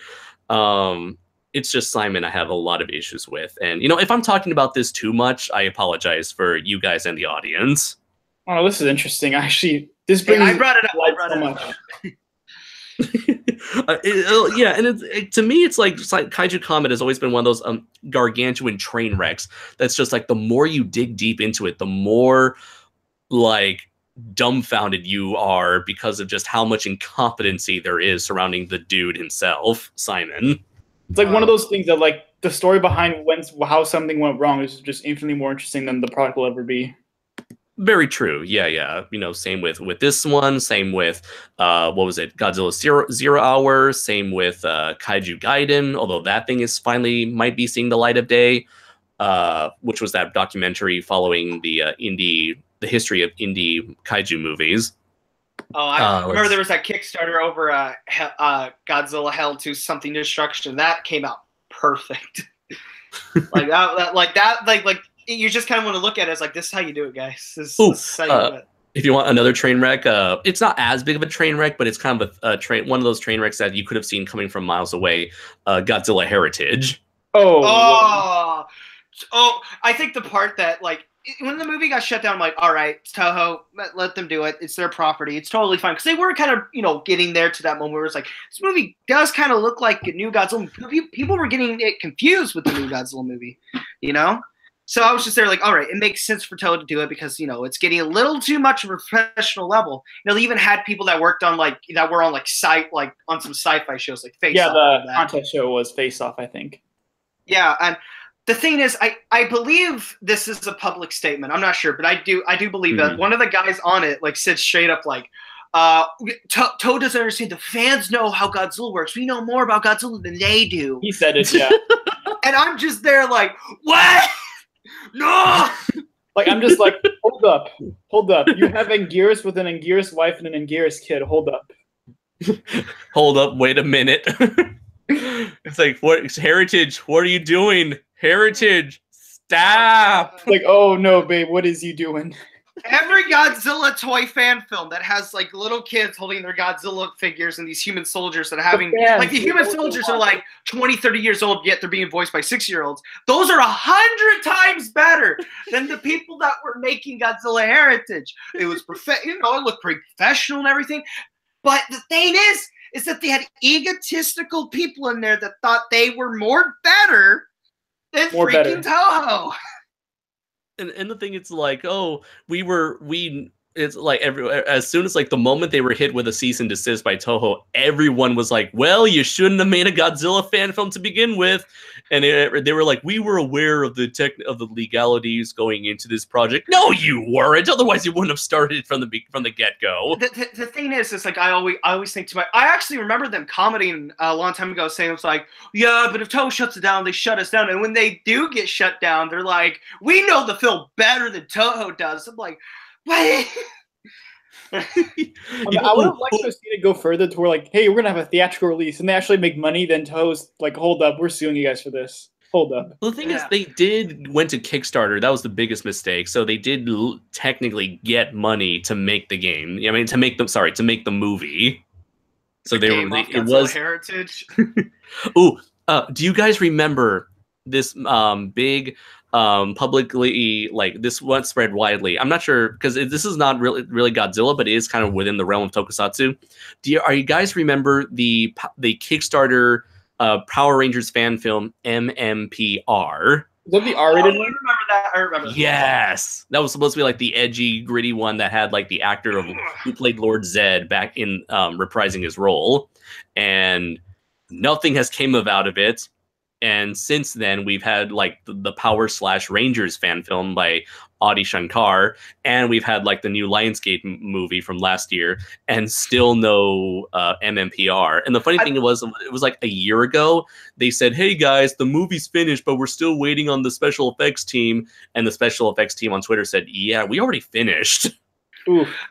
The thing is I remember this. I remember, but around the time the EA Star Wars Battlefront game coming out, not the sequel, the first one that was coming out, people were making like a Star Wars Battlefront fan game that was free to play and everything, and EA came in and shut it down, and people were complaining all days like, how dare you, EA? How dare you? Why would you cancel that? I'm just there like, and I'm just there thinking to myself, like, because they own the rights to make Star Wars video games. They have every right to shut out something that is infringing on their copyright, on their franchise. It's not that hard. Very true. At least that fan-made Halo game has 343 Industries' blessing, so they get to make that. Oh, I'm looking at the MMPR official Facebook page, and let's see. This was like their last post about the production itself, which was all the way back in April 2017. Before then, I'm going to see what their last post before that was, because they seem to have like really large gaps between their quote unquote update videos. It's almost like 43,000 likes, right? Yeah, 40 something thousand. Yeah. Okay, so remember, so they basically post.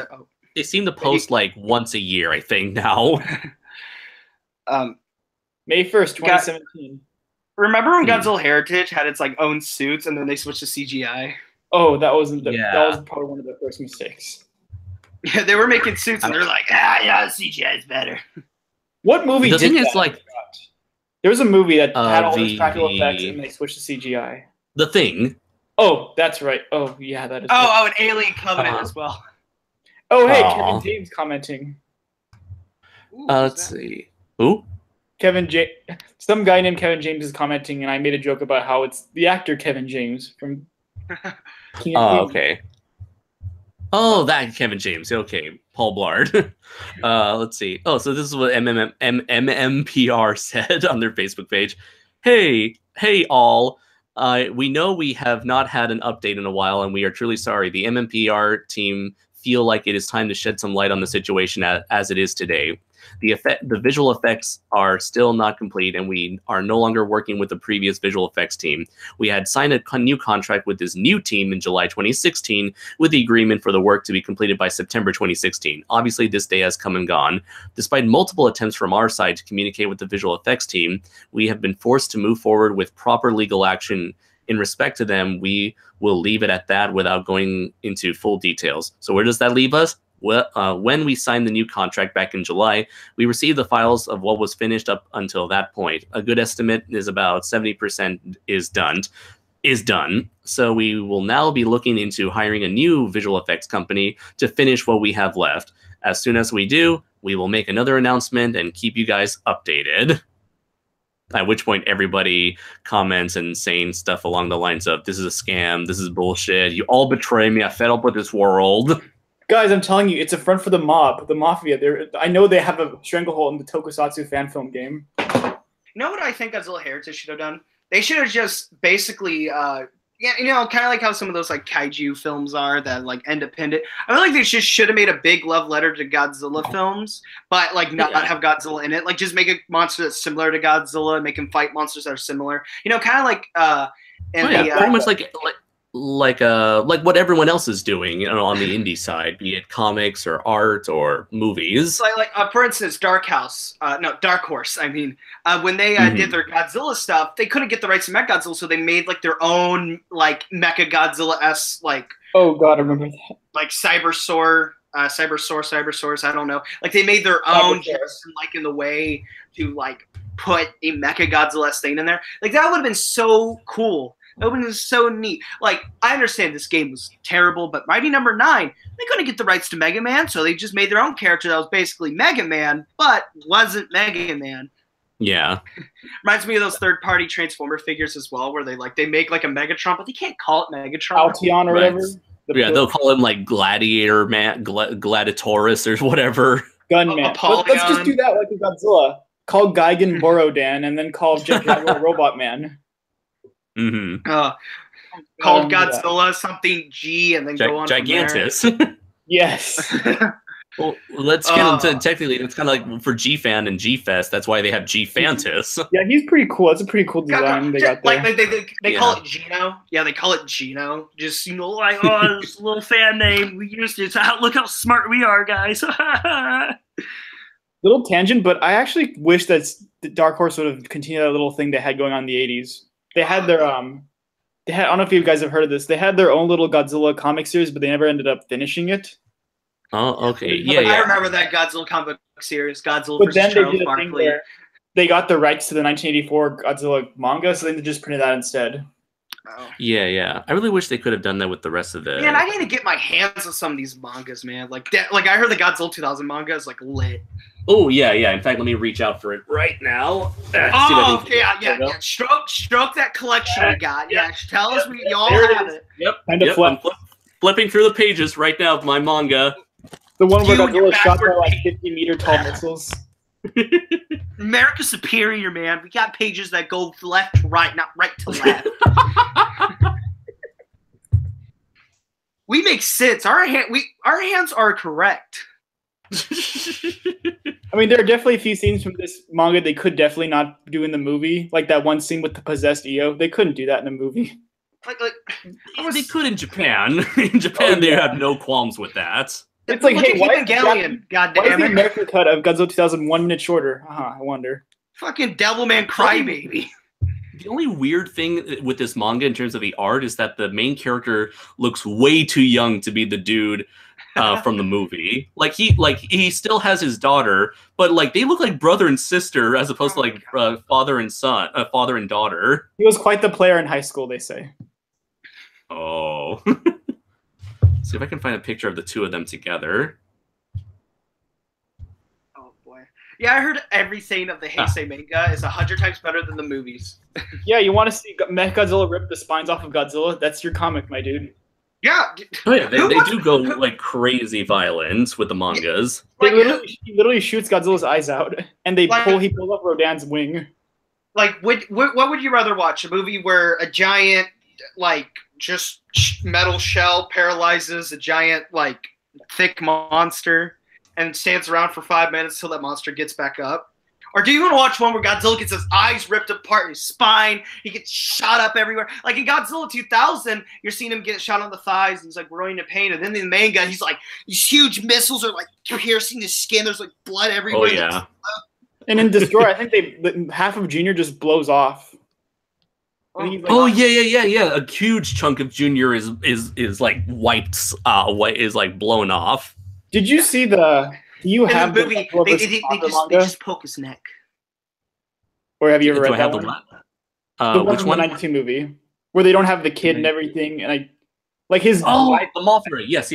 I currently own everything from Ghidorah to Godzilla 2000. I'm only missing the 84 manga, but nice. I think it recently popped up on Amazon, so I'm going to get my hands on that as like the last of the Heisei ones made by, what was the name of this company that made them?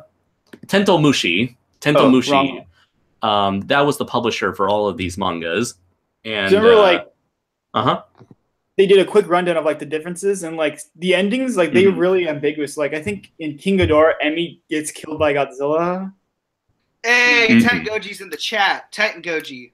I think I don't even know what happens, but Masako, the divorced wife from Mothra, she gets like shot like 20 times. Does she die? Comes back as RoboCop. Let me see. I just sent image of the characters of the manga to Dylan. I'm not sure if he's able to send that image over to you. I can see it, I think. But whoops, there's a problem. Okay. I see it. So you can see like the main character. They can see like what's his name? Where's his neck beard? Yeah, they took away his beard. They removed his beard. They chatted him up, my dudes. Yeah. Now, I remember I was trying to read the Devilman manga and I couldn't do it because I kept I kept reading things wrong. I wasn't used to it. Like characters, they go right to left in Japan. I know, but I'm there reading it from like bottom left, like right to left to the top. You're reading from bottom to top. Yeah, because I think like everything's backwards. So they're like scanning up. It's like, what? It's like, we may be weird, but we're not stupid. Like Akira from Devilman, like goes from like it changes during the demon's about to get to him, so he changes back to Akira.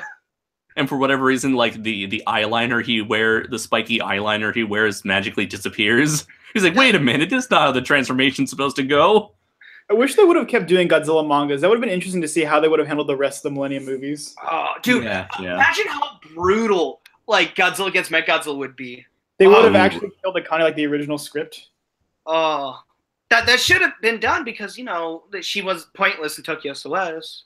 So instead we just got Virgin Mechanic lusting over Mechagodzilla. A better pilot of Mechagodzilla. So we're gonna send you away from Mechagodzilla for a little bit. You're the only one who can do it better than anyone else. Get the fuck out of here! I keep thinking, like, my headcanon is just that one guy, that one pilot who had, like, a dad as a government official. He basically just sent away Akane just so he could be the pilot. That's my headcanon. I'm accepting it.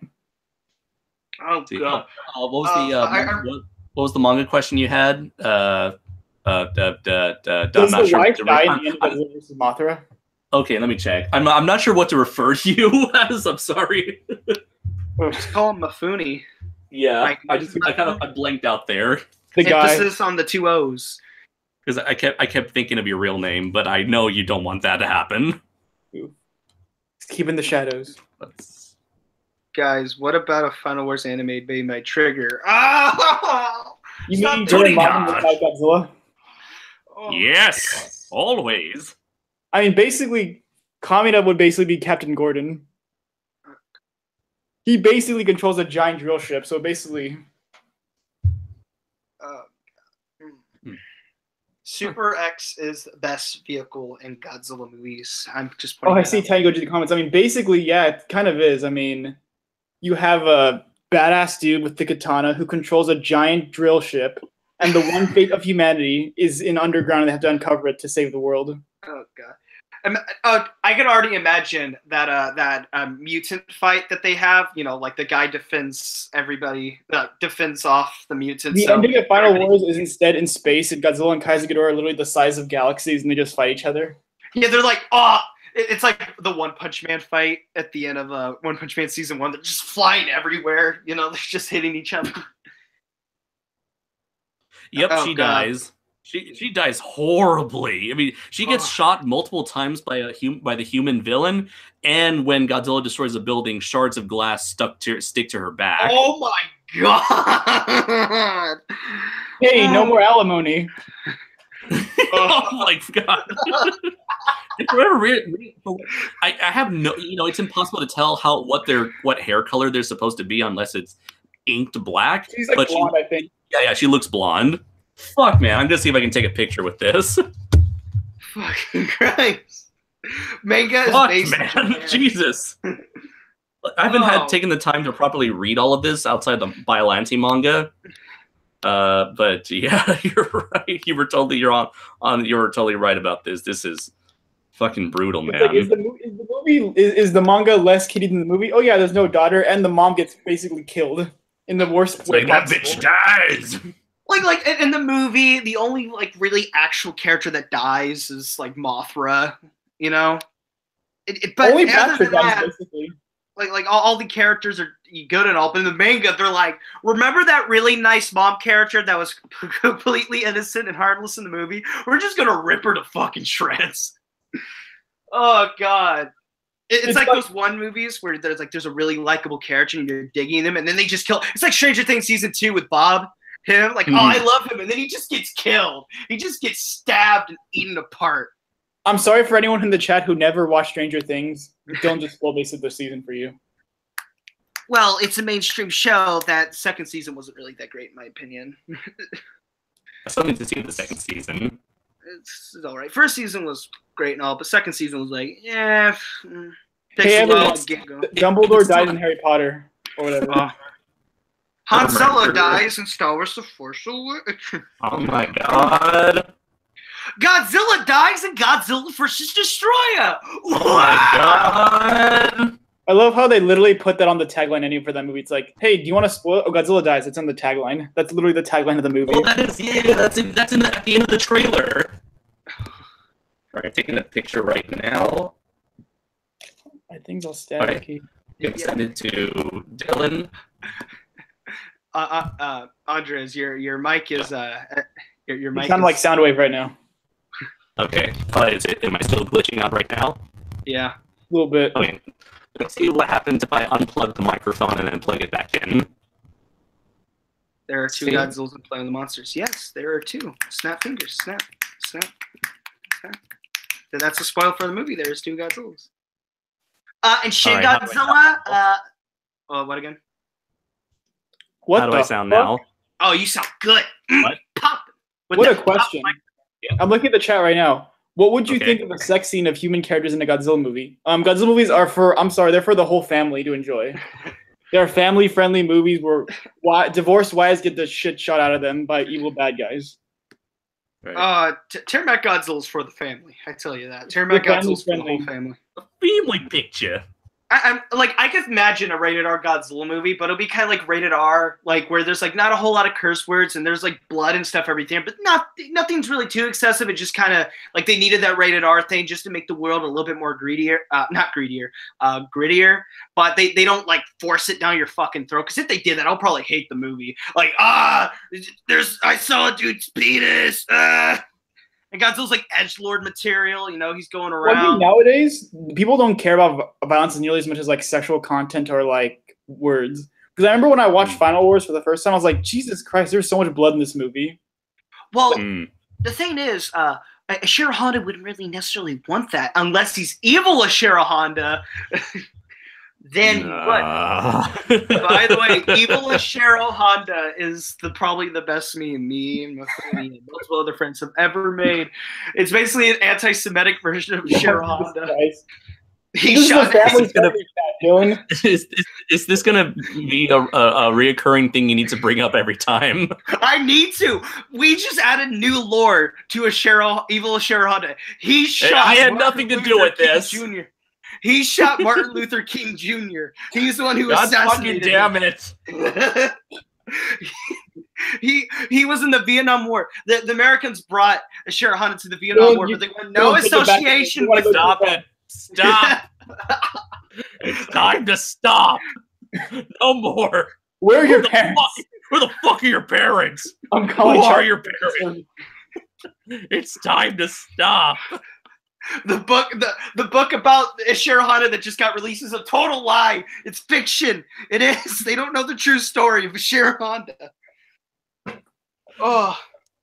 Anyways, did you see the pictures I sent you? Now, hang on. I'll see him. Oh, here we are. All right. Oh, God, she's getting shot. It's not that bad so far. It's not so bad. All right. Jesus fucking Christ. God damn. For Godzilla vs. Mothra. The glass unintentionally gave her Godzilla spines. God damn it. Or the wife dies in his arms and he has that no moment. Let's see. Emmy dies in Godzilla vs. King Ghidorah. The wife dies in Godzilla vs. Mothra. Oh. What happens to Isuzu in Godzilla vs. Mechagodzilla? Let me just check for Emmy. Of course I read it left to right. Of course I read it where the guy where the guy's like, no, and then she like gets back up, says I'm fine. It's good, brah. It's all good, brah. If movies were like the manga, Mickey wouldn't have lasted 6 movies. Just saying. Read it left to right with the glass. The glass like falls on her back and then it comes right back out in the next shot. God, He has a magic gun that sucks out the bullets out of your body. You're reading it backwards. She's got Wolverine powers. Oh, I just died in your arms tonight. Oh, God. Oh, no.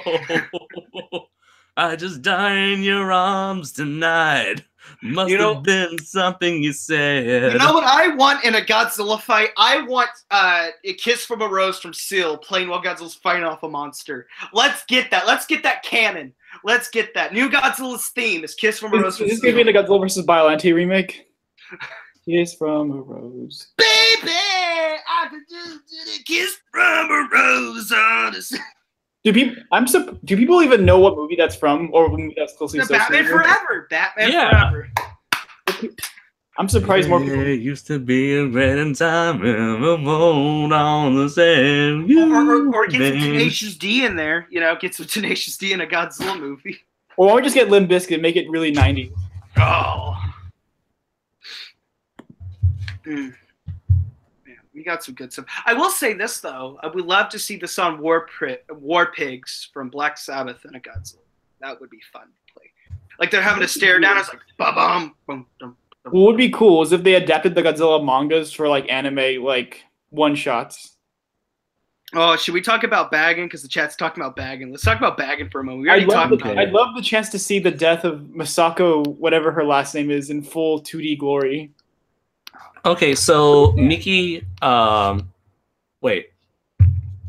What was it? You were talking about Emmy Kano, right? Yeah. The girl from the future? Yeah. The one that was getting a lot of she- incest vibes to the main character. Yeah, she lives. Her ship was attacked, but like after she drops King Ghidorah into the ocean, and then she pops out in her like Y-shaped spaceship.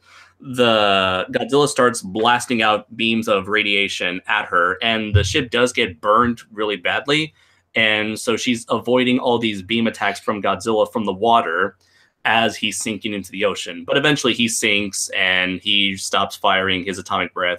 So Emmy is free to head back to the future. Aww.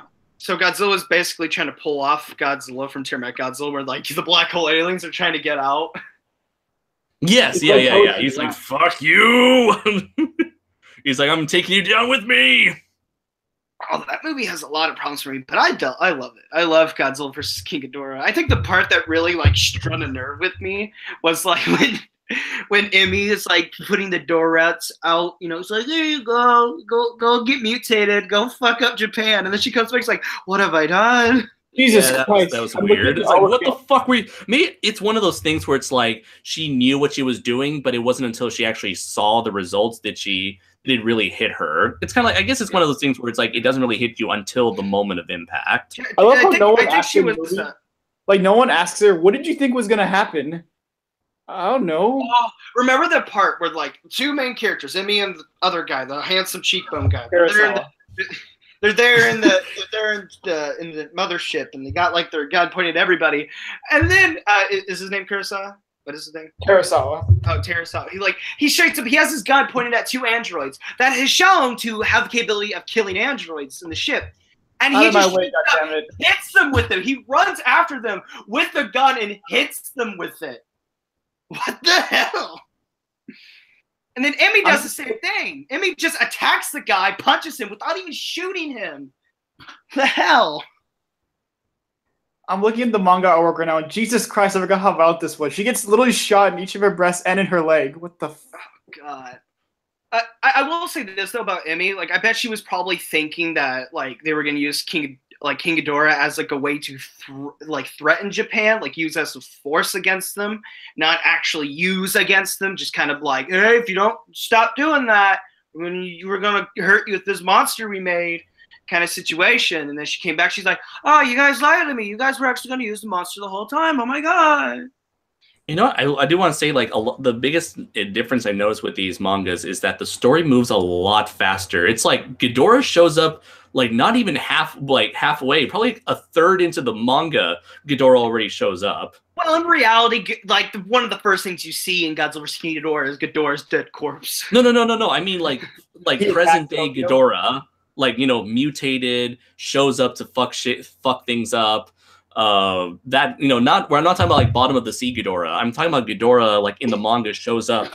So let's see, this manga is about 190.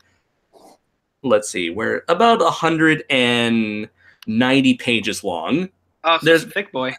And so Ghidorah shows up 56 pages in. So basically cut out of the movie essentially. Like they're cutting out all the characters like Mickey, the ones that basically don't need to be there. I just remember. The thing was, yeah, you're right. I don't really see Mickey at all here. But the thing was, I guess this manga really pays a lot of focus on the action and the like the visual aspect of the manga. So it's like every move that Godzilla or any monster he fights, any move they make, it's like made to be bigger and takes up more space. So I guess like most of the focus was on the fight itself and all the action. Oh yeah, there's a lot more action because like as we mentioned before, in the Mothra comic, there's a whole lot of stuff involving a human villain, and he shoots the shit out of the main character's ex-wife. So there's like all that going on. So like there's more action with the humans along with the monster stuff, and the monster stuff and the human stuff, they interact more. Like even in the Space Godzilla manga, it starts with Yuki hijacking Mogira. And then Mechagodzilla is sent out to get Mogira, and Mogira just like blasts Mechagodzilla in one shot. Giga Drill Breaker. Yeah, from Gurren Lagann. Yeah. This is the drill that will pierce the heavens. Doesn't also Space Godzilla stab Godzilla with the crystal, but then Godzilla ends up stabbing him back in the crystal? Yes. Oh, that's 100 times better than the movie. So the manga's really like how would I say this? They exaggerate a lot of the action, and that's I think what takes up a lot. Oh yeah, totally. And it really fully takes advantage of the like artistic medium that it's in. Like no restrictions, no bulky suits, no limited sets. Like no, they're given like free reign to do whatever the fuck they want. If you want to shoot the crap out of a divorced wife, go ahead, my dude. Oh, I will say that the Biollante manga is like super tied closely to the movie itself. So like the Biollante manga feels like stylistically different from a lot of these ones. So I can only assume that Yeah, it's perfect the way it is. It's like beat for beat the movie, whereas the '90s movies they all feel very different in the mangas. Because I remember the only difference was that Biollante actually attacks people in the her vine form actually attacks a soldier in the manga. I think.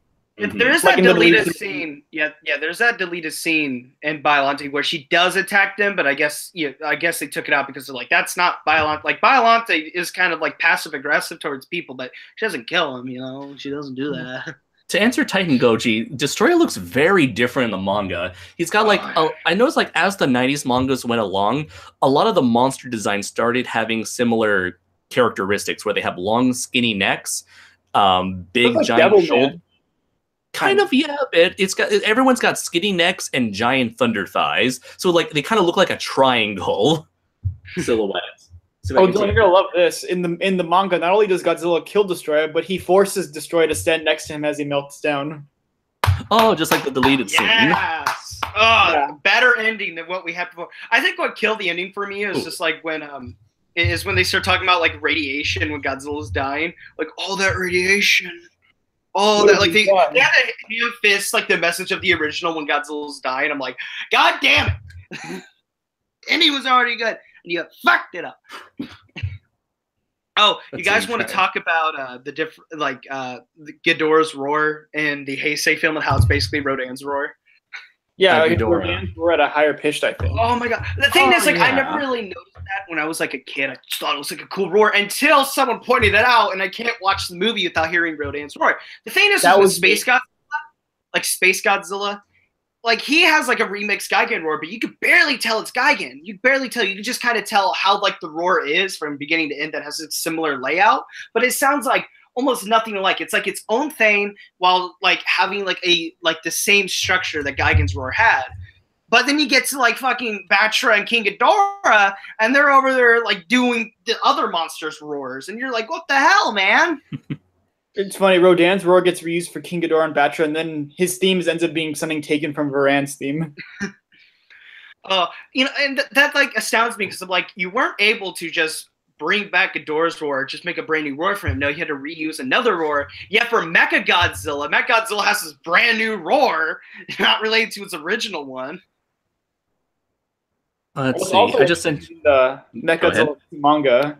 They do the whole Kiryu thing where I think, if I remember correctly, he goes nuts because he has Mecha King Ghidorah's programming. I see that. See, the thing is, like, Destroyer here actually, like, looks like his, kind of like what he did in his, like, first two forms, like his little microscopic form and then his, like, human-sized form. He looks like that, but just big boy now. Oh, and he doesn't... I'm looking at the manga right now. He kills Destroyer. Godzilla kills Destroyer. He blows off he blows his head off before he starts melting down. Based. Let's see. Oh, and I was disappointed with how Burning Godzilla is portrayed, because you can see it right there a little bit on the left page that Burning Godzilla is essentially Godzilla but white and no pupils. He's just glowing white. GMK Godzilla but white. Let's see. Gonna find that spot where he blows his head off. Oh, and he's got like giant spikes. Like the military managed to implant a lot of these like big metal spikes into Burning Godzilla's body. So I guess that plays a factor into how they prevent him from blowing up the world. Let's see. Found the page. Let's see if I can take a good picture.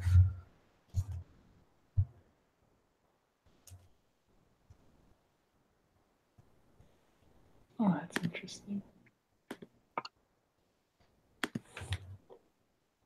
Oh god, I actually watched this video today, and I was like, this robot mecha SpongeBob fighting Godzilla in stop motion was really good and all. And I was just there like, wow, this is really funny. It's like there's a bunch of JoJo references in it, and then I see the comments. People are like, SpongeBob can't defeat Godzilla. Is that a JoJo so reference? Powerful. And I'm just yeah, because when you first see SpongeBob, it's like in the style of JoJo's Bizarre Adventure, and it's fucking awesome. I just sent you, Dylan, the image of Destroyer's death. Oh, that's awesome. That's great. That's so more cinematic than actual Destroyer's death. Destroyer's just like, Oh, I'm wounded. I gotta get out of here. You know what would have worked for Destroya? Just break into a bunch of pieces like you did before and run off and reform again. Like you did that before when you can rip the shreds. Body. He just like he's gone. He just explodes. Just. But here, like Godzilla is just. It's so just cinematic. It's so cool when a manga is able to express so much more visual entertainment than a fucking movie can. You know you fucked up. When the manga's based off your movie and they do a better job than you, I'm sorry, but there's something wrong with the product that you made. Mm-hmm. Poor old manga, doesn't get the recognition it needs, What would you rather want? Monsters hitting each other? Like, this is basically... Mango. It's fine if people love the movie. It is. But I usually tend to see the number one reason why everybody loves it is Godzilla dies. It has relations to the original. Destroya is a cool monster. And he has ties to the original. Godzilla Jr. dies. Big, awesome Hong Kong sequence. And you just kind of go and it's like, what about the characters? Are they anything interesting? They have connections to the original. I thought the characters were interesting enough, but I can see where you're coming from. It's just... I do like Mickey, though, in the movie. I thought she was all right. I liked her. I do like that idea that, like, she's coming to the end of her career, her psychic powers are fading, and there's, like, a new generation to take over after her. And I did like the differences between her and the new psychic, where Mickey was someone who was very dedicated to her cause. Meanwhile, the psychic person, she feels like she's only doing this out of obligation. Just like the fact that when they introduce her, they kind of make because that whole scene where it's like, okay, we want you to guide him, but like, oh, I don't want to do it. Like, oh, I'll do it. The other girl will do it. Just kind of really, there's no real tension in that whole scene. That makes me miss Gondo. Like, he was so awesome. I miss Gondo, goddammit. The Heisei era made Gondo so cool. Like, he's like, I'll lose my job if Godzilla doesn't come back. Like, he had this like sick ass attitude. Like when they can't stop like the detonators going off on like well, amen. amen. Like Gondo's so awesome. And I remember when he like shut the anti-nuclear bacteria in his mouth. Stick to smoking. Even when he died, he was fucking cool. Like Gondo is straight up probably the coolest character in the Heisei era, and then he gets shit on. He dies, and then after that, all the other characters are too. Divorce Dad was kind of funny. It's like, hey, I'm gonna sell these fairies, even though I'm not supposed to do that. Yeah. It's like you're the good guy, right? Why are you selling the fairies? The entire Heisei era, like when it comes to me. It's like 84, top tier, god level, almost as good as 54. 54 is just, come on, all right. Not to mention, 84 is basically a show movie based on if you go by the Emperor year by year thing. Yeah. If you're going by really technical standards, yeah, it technically is a show and movie. Yeah, because same thing with the Millennium series. The Millennium series are technically Heisei. Shin Godzilla and Planet of the Monsters are Heisei movies. The average just went up. Yeah, I think when it really comes down to it, I know it's a Showa film, so I always just go the second Godzilla series, the third Godzilla series. I think doesn't the Japanese refer to it as like the Versus series, and they only include Biollante through Destroya.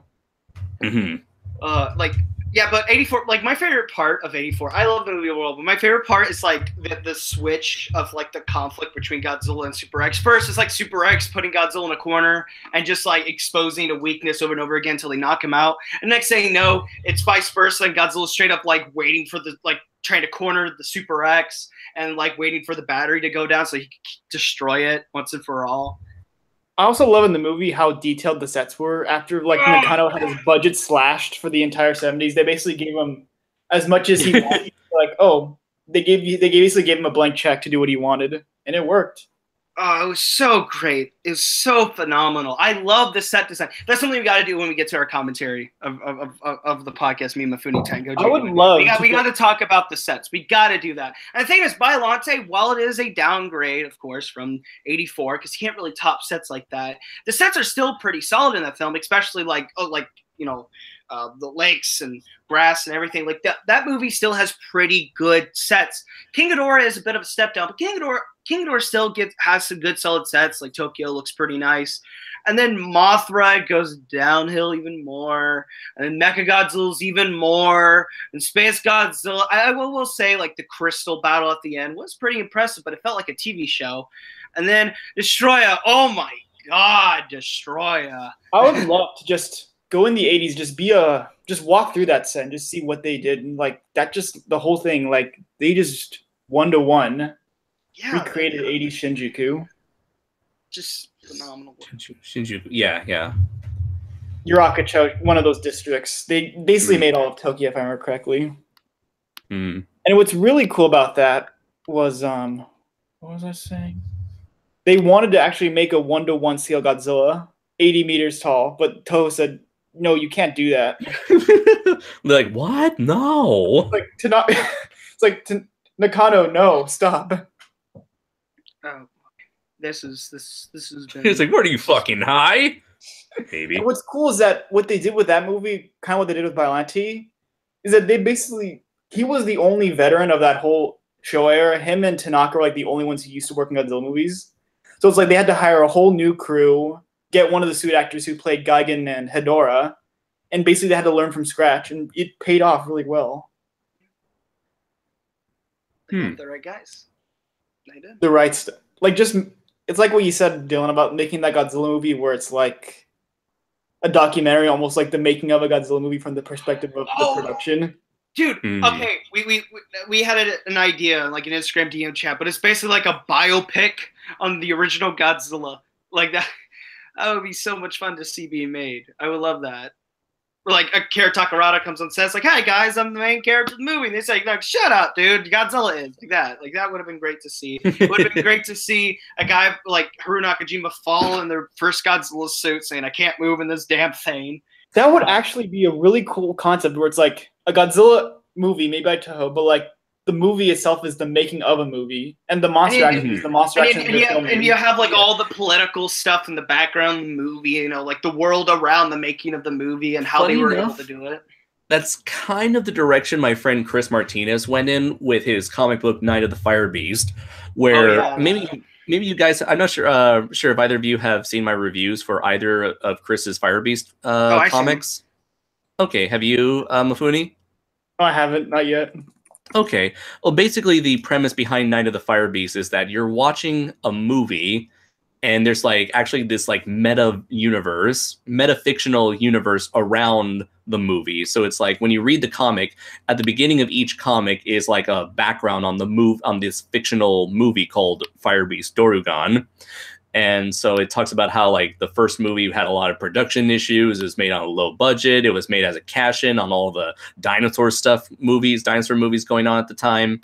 And then if you read the next movie, you see like, oh, this is a movie that represents like the 70s of Dorugan's career. And this is like, this movie was made during this time where Dorugan was made in Japan. And there's a bunch of other movies. And he made appearances in another TV show, kind of like Godzilla and Zone Fighter. Mm-hmm. So, and I think actually when my friend Chris did like a crossover story with another friend of mine, Matt Denian's Atomic Rex, they wrote the story for G-Fan magazine, and they wrote it like a piece where you would see the filming of a Dorugan versus Atomic Rex movie, or like a fan film, kind of like the Wolf Beast, Legendary Beast Wolfman versus Godzilla. So it's like half the story is like reading the plot of the movie, and then half the plot is reading about the people getting into like these arguments as they try to make the movie. Oh, that's really cool. That actually sounds pretty dope. Yeah, I followed up on it a little bit. I think I kind of not that I lost interest. I think I just probably like. I don't know. I didn't really hear a whole lot about it later on, but for what I heard, it was like super. It was litty. It really cool and yeah, it was pretty litty and raunchy. But talking about Chris Martinez, recently you made a post on your Instagram, and I was wondering if you could talk about that a bit so people can be more self-aware. Yes. Thank you very much. I appreciate it, Dylan. You're welcome. So my friend Chris Martinez, he is an individual I met at G-Fest way back in 2015, I want to say. He is a native Chicagoan, if that's an actual term. He's a huge Godzilla fan. He is an amazing artist. It's pretty much like Mike Mignola if he was a Godzilla fan. That's how I would describe Chris's art. For those who don't know who Mike Mignola is, he's the creator of Hellboy. So basically, he kind of does a lot of that, like, black and white artwork with a lot of like thick inks. That's what basically describe his style. And like I said, he's the creator of the Fire Beast Dorugan comic book series. Unfortunately, back in December, like late December, early January, he was diagnosed with colon cancer. And so he's currently undergoing chemotherapy treatments. And in order to help with his medical bills, he is currently taking in any commissions people would want, any commissions at all from anybody. And so I did share some of his art on both Facebook and Instagram. And he and I recently recorded a podcast that I plan to upload to talk about his conditions, talk about his commission rates, and to basically talk about like the future for his comic book series, given the recent developments given his recent conditions. So yeah, he is accepting all forms of commissions right now. And he mainly does black and white, but if you want to do color, I guess you can ask him, you know, I don't know if he can do color, but you could ask if you'd like it. He mainly charges about like roughly $50 per character that you want him to draw.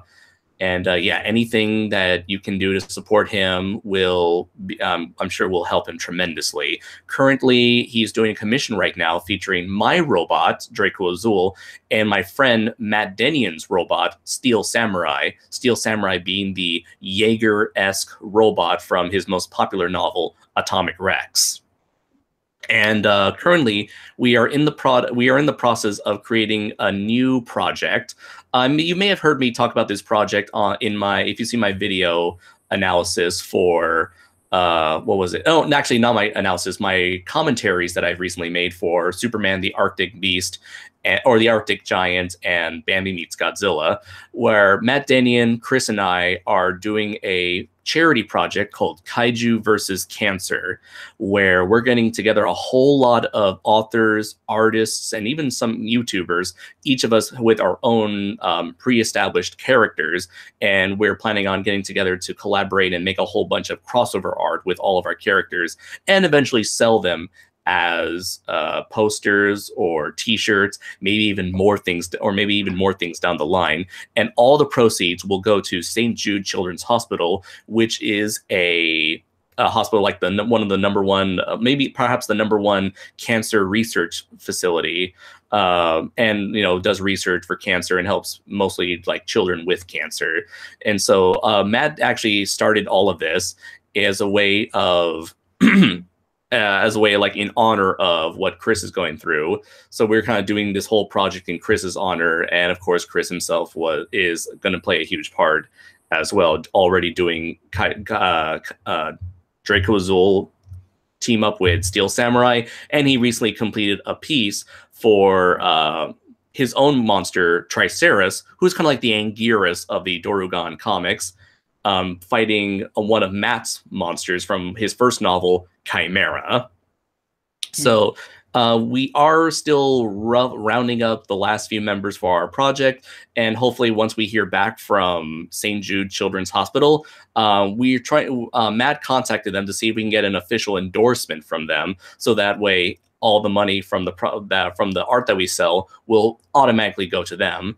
But if they can't, or they decide not to endorse or officially endorse us, we will still send money to them. It's just that the money will have to go to Matt Denion first before going to St. Jude's Hospital. Let's see. So yeah, hopefully in the near future, we will be able to have our official Kaiju versus Cancer Facebook page once everything is ready and once we get the final word from St. Jude. And let's see. Yeah, that is basically it. So yes, if you want to support Chris, please do so. And if you are interested in checking out any of the art, stay tuned for Kaiju versus Cancer.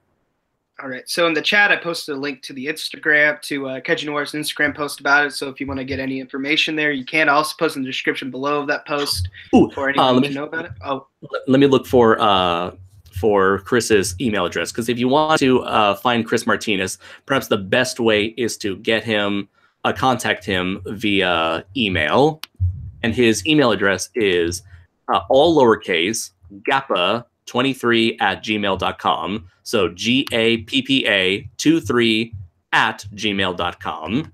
If you want to contact Chris Martinez. Chat real quick for anybody. And also, Rob Tilly in Horror says, I'm one of those authors. I'm already commissioned Chris a few days ago. Anything to help.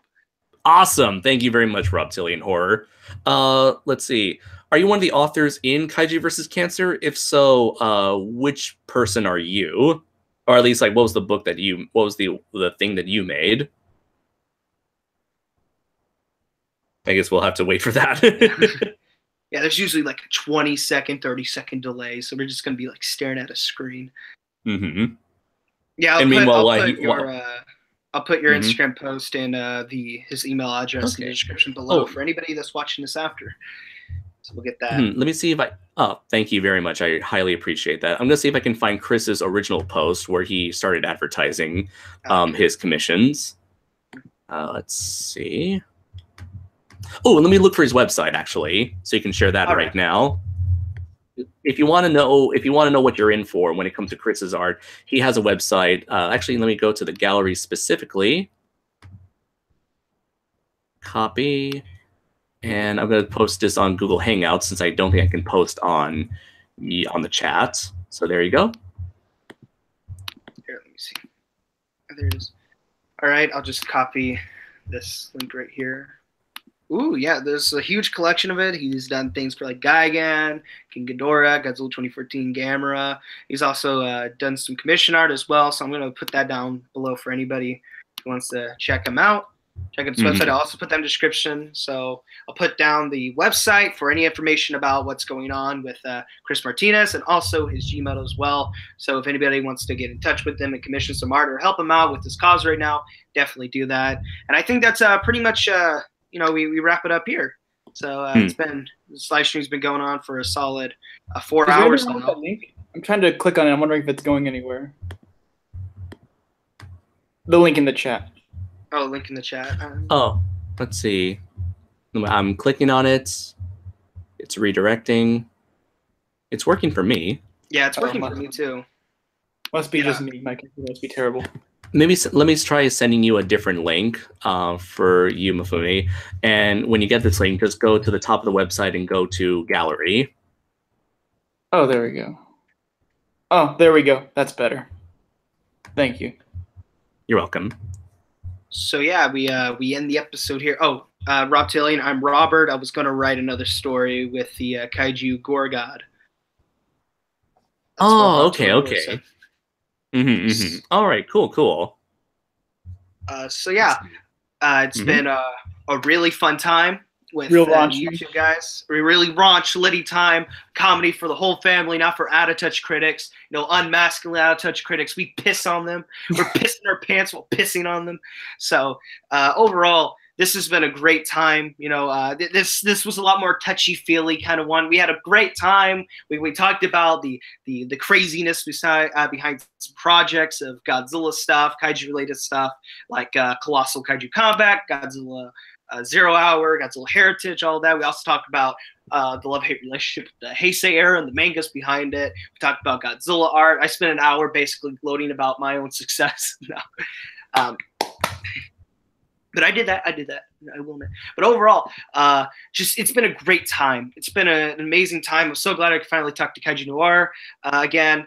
Dr. Mifune's been a great friend for a very long time, and I'm so glad he can be a part of this as well. Overall, it's been just an amazing night, and in reality, all things come to an end. So if you guys want to give any final thoughts before we head out, and I'll end this live stream, and we can go on our merry ways. We could possibly return next week. So you guys got anything?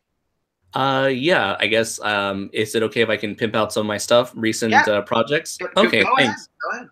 So I'm currently in the middle of I'm almost about to wrap up a retrospective that I started with my friend Matt Denian, in which we look at the complete history of Godzilla in animation. We've already made commentaries for some of the early stuff that's not really connected to Godzilla officially, such as Superman and the Arctic Giant and Bambi meets Godzilla. Then we did analysis and reviews for what was it? Hanna-Barbera Godzilla, Godzillaland.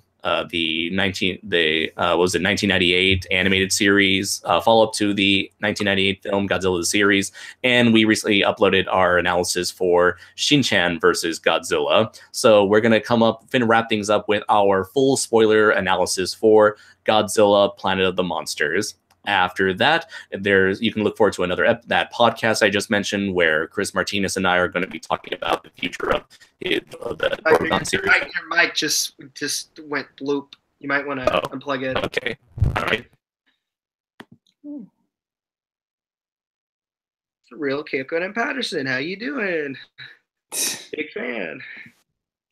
Hey, how you doing? That's her actual voice. How do I sound now? All right, sound good. Continue on where you're going.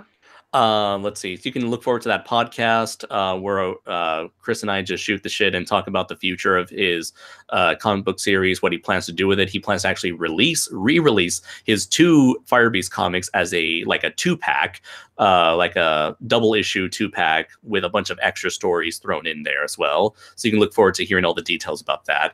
And finally, I'm currently in the middle of creating a comic book based off of my blue giant robot that you see as the mascot for the Kaiju Noir channel, called Primal Warrior Draco Azul.